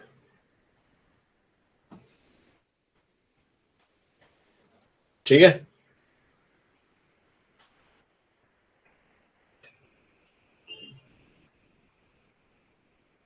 ट्राई नहीं, मेरा अलग है। मैं पता नहीं, मतलब कल रात थोड़ा सा लेट भी हो गया था। I think I slept around 3 बजे सोया हूँ मैं।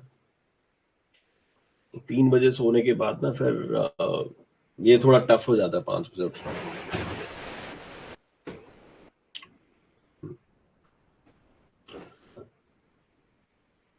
हाँ जी सूरज।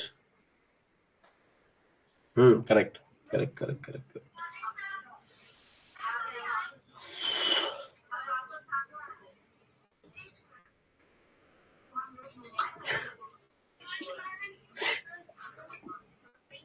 इकोनॉमिक्स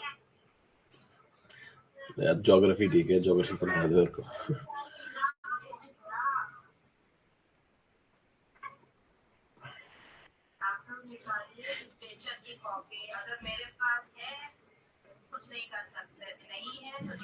फिजिकली नहीं यार, अमृतसर से मैं वो 600-700 किलोमीटर दूर हूँ।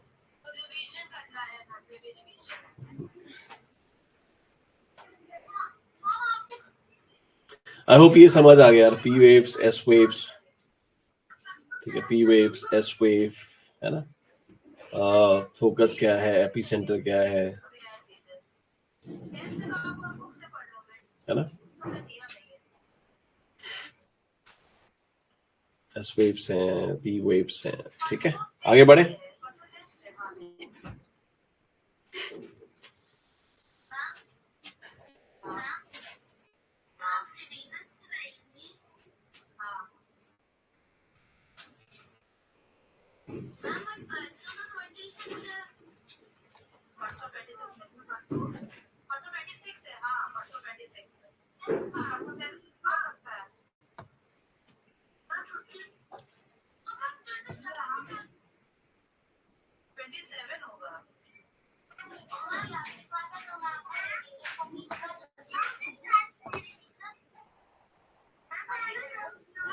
Good good good good good, ठीक है, आगे बढ़ते हैं भाई।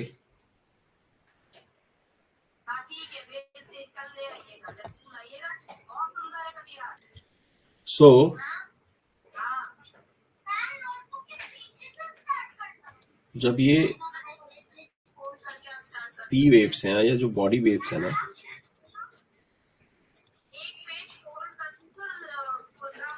ठीक है, जब ये आपकी सतह पे पहुंचेगी, सरफेस पे पहुंचेगी, तो एक नई सेट ऑफ वेव्स को जनरेट करती है। ठीक है, पी वेव्स एक नई वेव जनरेट करती है जिनको हम एल वेव्स बोलते हैं। आर वेव्स एक नई वेव्स को जनरेट करता है जिसको आप रेलेग वेव्स, आर वेव्स कहते हो। एस वेव आर वेव को जनरेट करती है, पी वेव्स लव वेव भी बोलते हैं उसको। ठीक है, एल फॉर लव, ये रेलेग। ठीक है, डिस्ट्रक्शन का पूछा जाता है कि कौन सी वेव ज्यादा डिस्ट्रक्टिव होती है, तो सबसे ज्यादा वेव डिस्ट्रक्टिव होती है एल।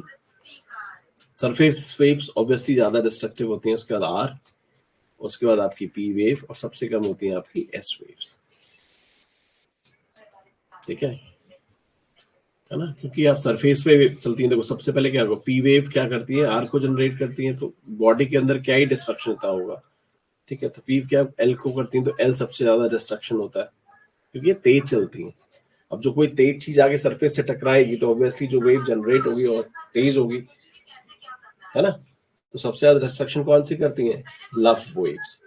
तो क्वेश्चन आ जाता है कि डिस्ट्रक्शन सबसे ज्यादा किसकी वजह से होता है, तो वो है एल वेव्स। जो दोबारा जो सेकंड टाइम पे पहुंचती है सरफेस पे, एस वेव, उसकी वजह से बनती है आर वेव्स। ये थोड़ा सा कम डिस्ट्रक्टिव होती है, 4 से 5, है ना। उसके बाद पी, उसके बाद एस, ये ध्यान रखना। ये बहुत इंपॉर्टेंट है कि जो आपकी सरफेस वेव्स हैं ये सॉलिड में भी ट्रेवल कर सकती हैं और लिक्विड में भी ट्रेवल कर सकती हैं।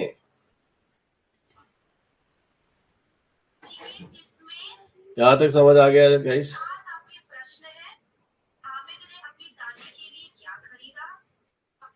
पी से बनेगा एल, एस से बनेगा आर।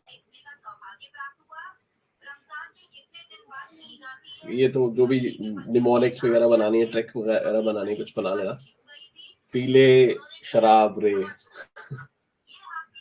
कुछ भी बना लो, मतलब याद रहना चाहिए P से L, S से R। डिस्ट्रक्शन सबसे ज्यादा कौन करेगा? L करेगा, फिर R करेगा, फिर प्राइमरी करेगा, सेकेंडरी करेगा। ठीक है। सरफेस वेव्स आपकी सॉलिड में भी जा सकते हैं, लिक्विड में भी जा सकते हैं। सुनामी याद रखोगे तो तुम्हें समझ आ रहा है। सुनामी आती है ना, ठीक है, नीचे समुद्र के अंदर कहीं हलचल पैदा हुई, सरफेस वेव्स थे, पानी कहाँ तक पहुंचा देती हैं वो, मतलब है ना। इंदिरा पॉइंट ही डुबो दिया है उन्होंने। हाँ जी,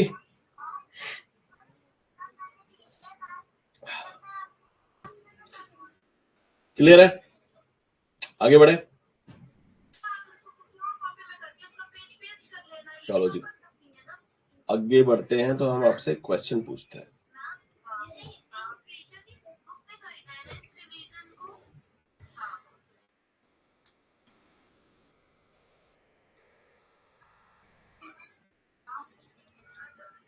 Consider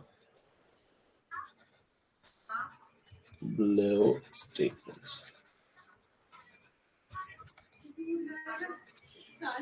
Number 1.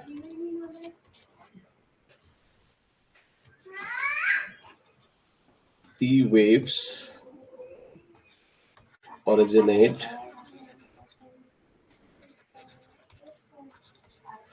from epicenter. ठीक है। Number 2.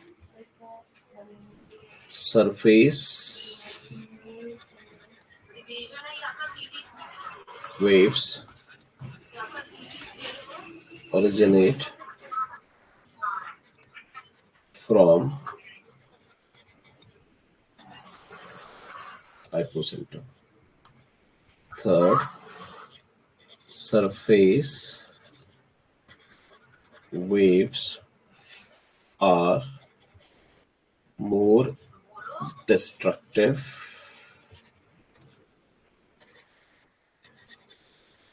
than body waves. Number 4, speed of P waves is higher than S waves. Number 5, L waves are least destructive. Number 6,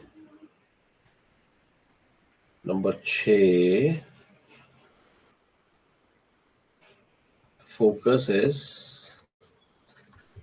found in lithosphere mostly, yeah, commonly.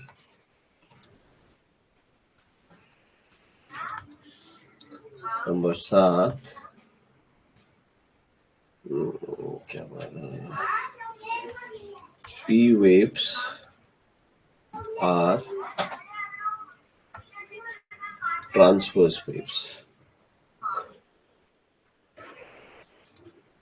with speed 7 to 8 kilometre per second. आपके answers हैं ए,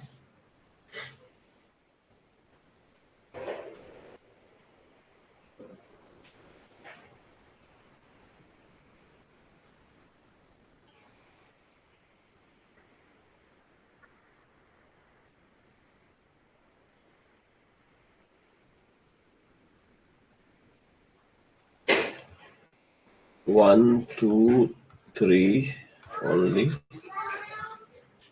B है 2, 3, 4 and 5, सी है 4, 5, 6 D है none. 1 minute का पोल है guys,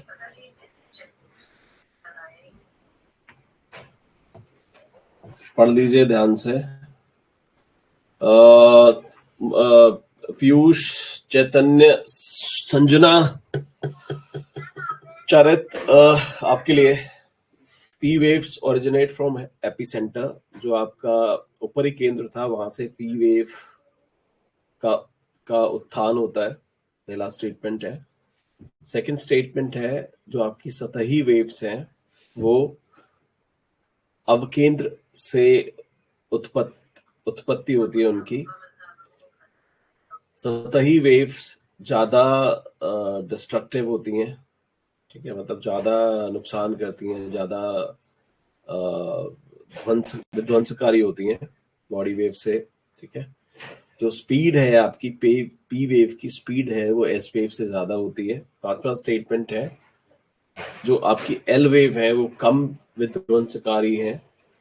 छठा statement है जो आपका फोकस है वो मोस्टली लिथोस्फेयर स्थल मंडल में पाया जाता है। पी वेव्स जो है आपकी, ठीक है, वो ट्रांसवर्स होती हैं जिनकी स्पीड 7 से 8 किलोमीटर पर सेकेंड है, ठीक है। आपके ऑप्शंस है 1 2 3, बी 2 3 4 5, 4 5 6 या फिर डी नन। ठीक है जी, मैंने लगा दिया है। Your option starts 1 minute. Poll जाने वाला ही तुम लोग के पास।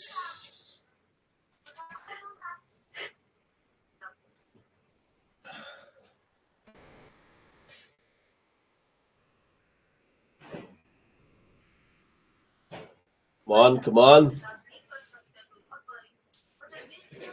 Come on, come on, come on.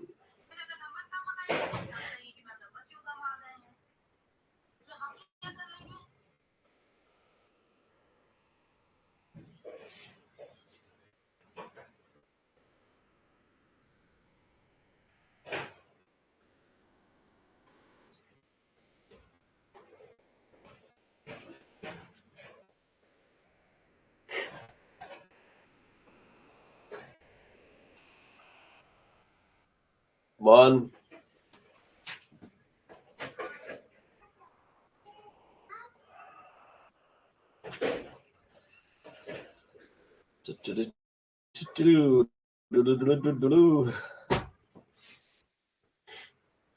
क्या बात है।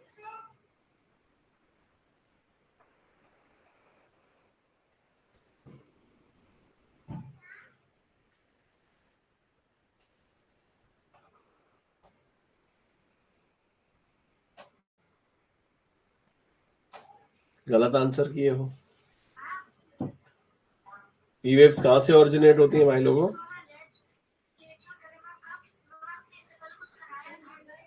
पी वेव्स कौन सी वाली वेव्स है? Body waves. बॉडी वेव्स जो होंगी, बॉडी वेव्स जो होंगी, हाँ जी, तो हमेशा ये भी ध्यान रखो कई बार आंसर नन भी होता है, जरूरी नहीं है आपको जो ऑप्शंस दिए उनमें से हो।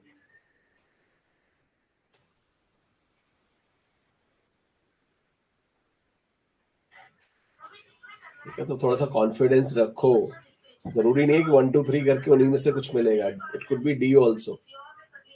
पी वेव्स क्या है? बॉडी वेव्स है। कहां से ओरिजिनेट होती हैं आपकी? हाइपोसेंटर से, फोकस से, है ना। सरफेस वेव्स कहां से ओरिजिनेट होती हैं? सरफेस वेव एपिसेंटर से होती है। मैंने उसको उल्टा कर दिया था। पी वेव आपकी हाइपोसेंटर से होती है, सरफेस वेव्स आपकी एपिसेंटर से होती है। मैं जानबूझ के उसको उल्टा किया था, ठीक है। थर्ड ऑप्शन करेक्ट है क्योंकि सरफेस वेव आपकी ज्यादा विध्वंसकारी होती है बॉडी वेव्स के कंपैरिजन में। चौथा ऑप्शन भी आपका, पी वेव की जो स्पीड है वो हाइयर होती है एस वेव से, ये भी करेक्ट है। पांचवा ऑप्शन जो है, L waves are least destructive. L नाम लव है उसका, ठीक है। प्यार व्यार बहुत खतरनाक होता है, आप ऐसे ध्यान रख लो, प्यार व्यार बहुत खतरनाक होता है। तो जो एल वेव्स होती हैं सबसे ज्यादा विध्वंसकारी होती हैं। क्यों विध्वंसकारी होती हैं? क्योंकि जो पी वेव है ना आपकी, पी वेव की वजह से एल वेव जनरेट होती है। अब पी वेव की स्पीड ऑलरेडी आप सब जानते हैं 7 से 8 किलोमीटर पर सेकेंड है। इतनी स्पीड के साथ जब एक वेव टकरा रही है सरफेस पे, तो ऑब्वियस है कि जो इम्पैक्ट जनरेट करेगी, जो वेव जनरेट करेगी, वो काफी डिस्ट्रक्टिव होगी, काफी तगड़ी होगी, काफी तेज होगी। ठीक है, तो एक साइंटिस्ट थे, लव नाम था उनका, इसलिए इन वेव का नाम एल है, लव वेव्स। ऐसे भी क्वेश्चन आ जाता है कि मोस्ट डिस्ट्रक्टिव वेव्स कौन सी है, एल वेव्स या लव वेव। ठीक है, तो ये लीस्ट नहीं है, सबसे कम नहीं है, ये मोस्ट डिस्ट्रक्टिव है। तो फिफ्थ गलत है। 6 focus is found in lithosphere mostly, ये करेक्ट ऑप्शन है। फोकस कहाँ होता है? बॉडी के अंदर होता है, नॉर्मली लिथोस्फीयर में ही होता है। P waves are transverse, P waves transverse नहीं होती हैं, लॉन्गिट्यूडनल होती हैं। स्पीड जरूर उनकी 7 से 8 किलोमीटर पर सेकेंड है। इसका आंसर क्या हुआ? नन।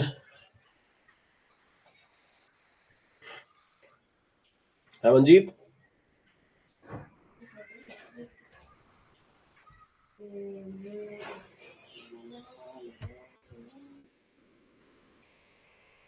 Good good good.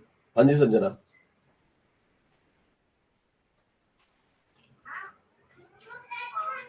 ऐदा नहीं करीदा ना।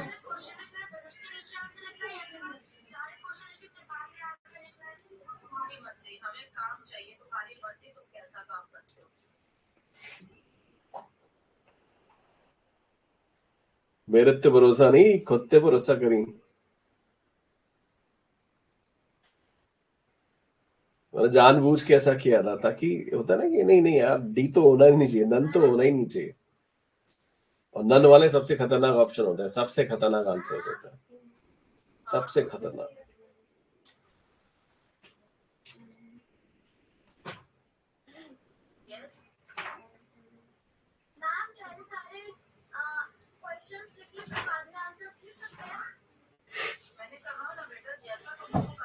ठीक है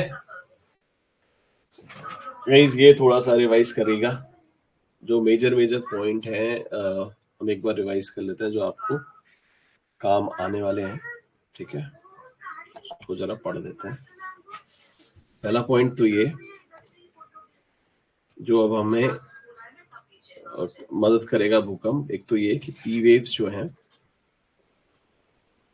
आपकी सॉलिड में भी चल सकती हैं, लिक्विड में भी चल सकती हैं, और गैस में भी चल सकती हैं। ठीक है, स्पीड कुछ इनकी 7 से 8 किलोमीटर पर सेकेंड है। ठीक है, एस वेव्स क्या है? ठीक है, एस वेव्स आपकी सिर्फ सॉलिड में ट्रेवल कर सकती हैं, स्पीड इनकी 4 से 5 किलोमीटर पर सेकेंड है। ठीक है, 4 से 5 किलोमीटर पर सेकेंड है। अब क्या हुआ, साइंटिस्ट ने क्या किया, जैसे पृथ्वी है, ठीक है, तो उन्होंने क्या किया हुआ है, पूरी पृथ्वी पे ना जगह जगह पे उन्होंने सिस्मोग्राफ,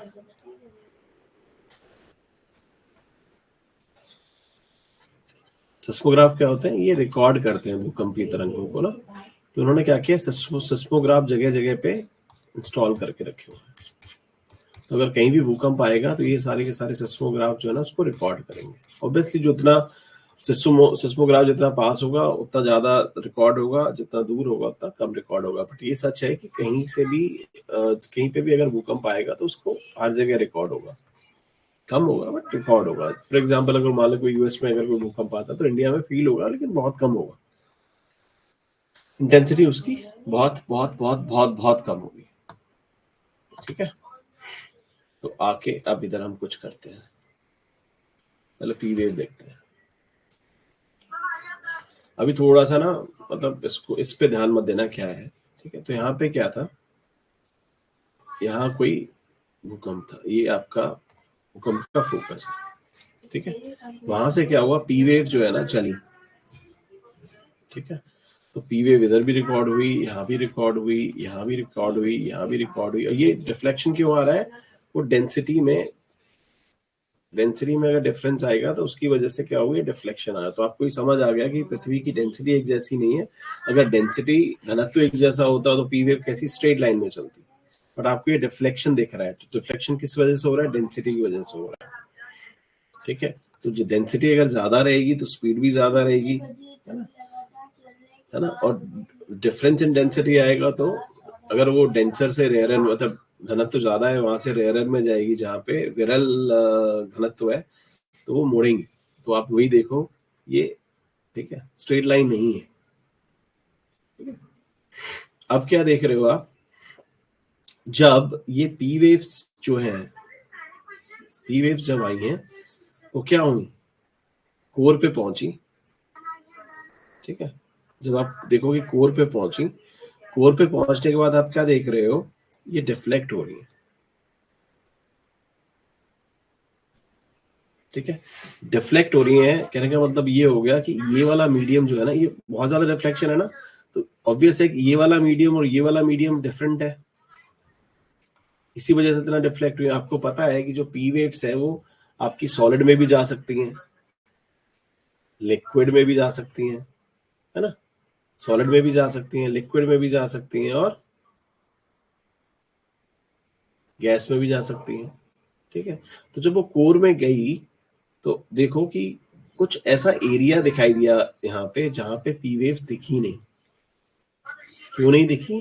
क्योंकि वो आती तो वो कुछ इस तरह से आती, यहाँ पे इस तरह से आती, ये वाली वेव जो आई है ना, ये वाली कुछ इस तरह से इधर रिकॉर्ड होती, है ना। बट हुआ क्या, ये यहाँ पे मीडियम चेंज होने की वजह से ये डिफ्लेक्ट हो गई। डिफ्लेक्ट होने के बाद फिर मीडियम चेंज हुआ तो फिर निकली है। तो ये है, वेव जो थी यहाँ से डिफ्लेक्ट हो गई। तो मतलब ये वाला जो एरिया है ना, जहाँ पे पी वेव रिकॉर्ड ही नहीं हुई डिफ्लेक्शन की वजह से, जहाँ पे कोई पी वेव नहीं है, इसको हम शैडो जोन बोलते हैं, छाया बोलते हैं। ठीक है, ये नॉर्मली आप जब हम देखते हैं सिस्मोग्राफ, तो अर्थ पे 105 डिग्री तक हमने देखा रिकॉर्ड हो रही थी। ठीक है, उसके बाद फिर हमें 145 डिग्री पे हमने रिकॉर्ड करी। मतलब 105 से लेकर के 145 डिग्री दोनों तरफ कोई भी पी वेव रिकॉर्ड नहीं हुई। इतना क्लियर है कि नहीं है? आई होप मैं समझा पाया आपको।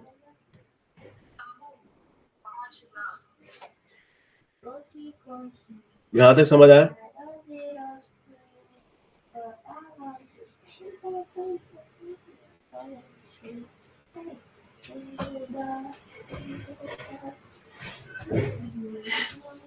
इतना समझ आया?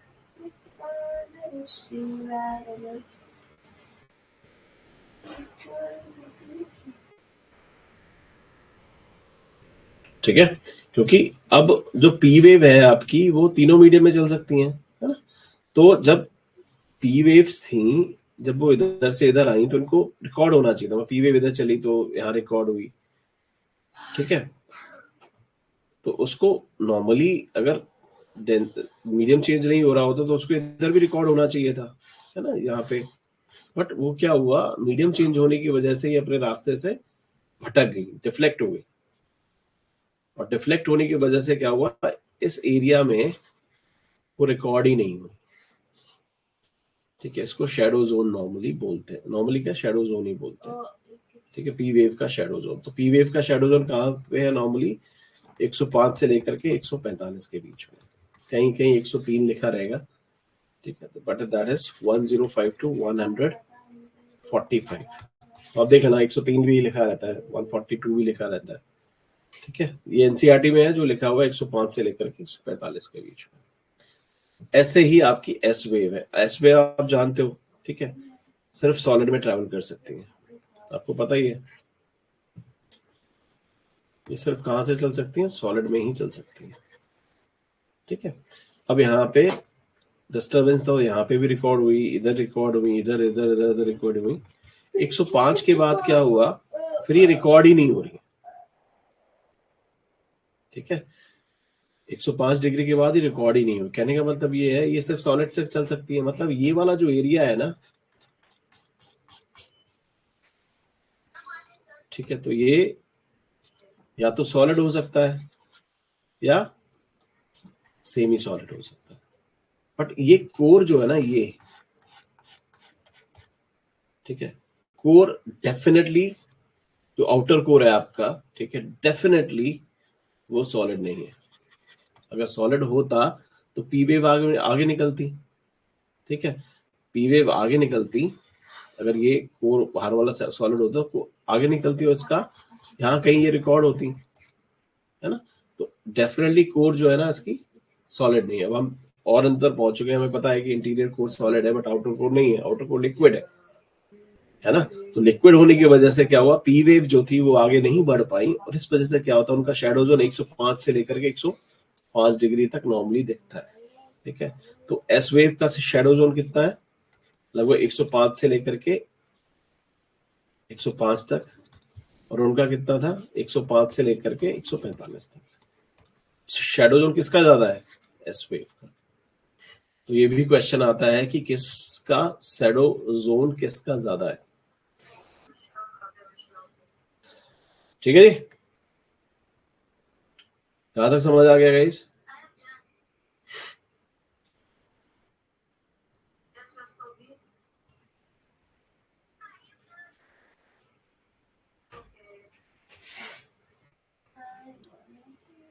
समझ आ गया?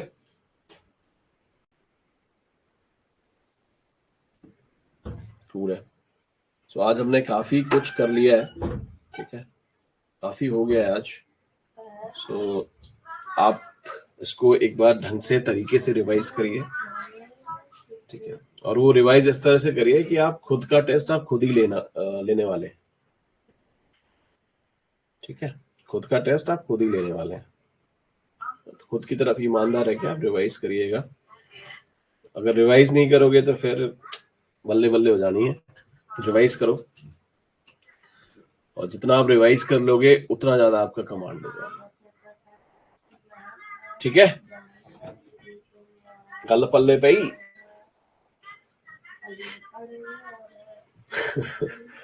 नहीं नहीं नहीं यार, मतलब मेरा बचपन जड़ा है, मतलब बचपन है जो मेरा वो उधर पंजाब में ही गुजरा है, ठीक है। सो या I stayed in Punjab like 15-16 years। मेरा जो बचपन है ना, मतलब 10th 11th मेरी पंजाब की है, पंजाब बोर्ड से मैंने पढ़ाई की थी। सो पंजाब बोर्ड से जो पढ़ाई की है तो मुझे पंजाबी सब आती है। आई नो पंजाबी वेल, लिखनी पढ़नी, है ना। जैसे अभी होता ना कि मैं अभी आप लोगों को यूपीएससी के बारे में बता रहा था, अच्छा ये पूछते हैं, ये पूछते हैं, ऐसे क्वेश्चन पूछते हैं, वैसे क्वेश्चन पूछते हैं। उससे मुझे याद है हमारा जो टीचर था पंजाबी के, जो सर थे, वो हमें बता देते, देखो भाई ऐसा है कि पंजाबी में ना एक ऐसे आपको पक्का आना है, गुरु नानक देव जी का एक ऐसे याद कर लो, और एक दिवाली पे ऐसे क्रिएट, मतलब देख लो, ठीक है, ये ऐसे तो आपको पक्का आने पंजाबी में, है ना। सो वो था, ठीक है। और उसके बाद मतलब जो पोइट्री वाला पार्ट है ना, खासकर 10th में बुल्ले शाह, अमृता प्रीतम, ठीक है, मतलब यहाँ अब इतना टाइम नहीं मिला मुझे जो मैं दोबारा उनको पढ़ पाऊँ, लेकिन तब मैं पढ़ रहा था पास होने के लिए, ठीक है। तो अब जो है इंटरेस्ट जो है उस पोएट्री के अंदर मुझे बहुत है, बट वही है कि आई ट्राइड। मैंने एक अपने फ्रेंड को भी बोला था कि भाई साहब एक काम करना, जो बुक्स है ना 10th की वो मुझे भिजवा देना। अब वो फ्लिपकार्ट वगैरह पे सच मिलती नहीं है, ठीक है। और जब मैं अभी ट्रैवल भी करा है मैंने उधर, तो मैं वैष्णो देवी गया तो उधर रुका नहीं,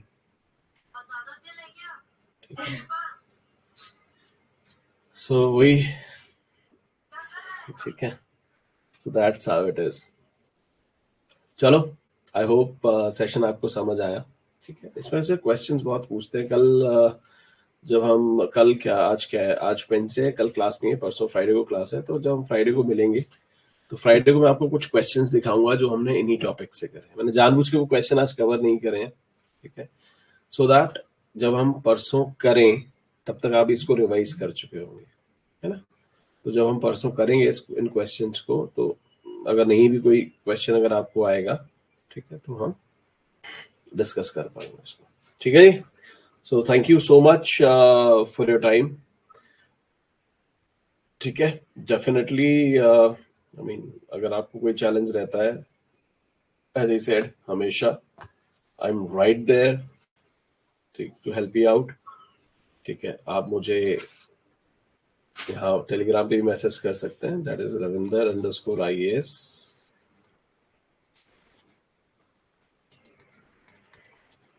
ठीक है, ऑब्वियसली टेलीग्राम के साथ साथ व्हाट्सएप भी कर सकते हैं. 9453313144.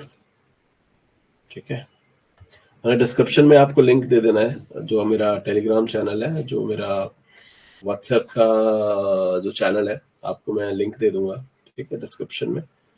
और इस वीडियो को definitely subscribe, like and share करना मत भूलिएगा. सो जो लोग मेरे साथ ऐप पे नहीं जुड़े हैं, ठीक है, उनको ये वाला कोर्स जो है वो देख सकते हैं यूट्यूब पे. यूट्यूब पे मैं ये वीडियो सारी अपलोड कर देता हूँ एज इट इज.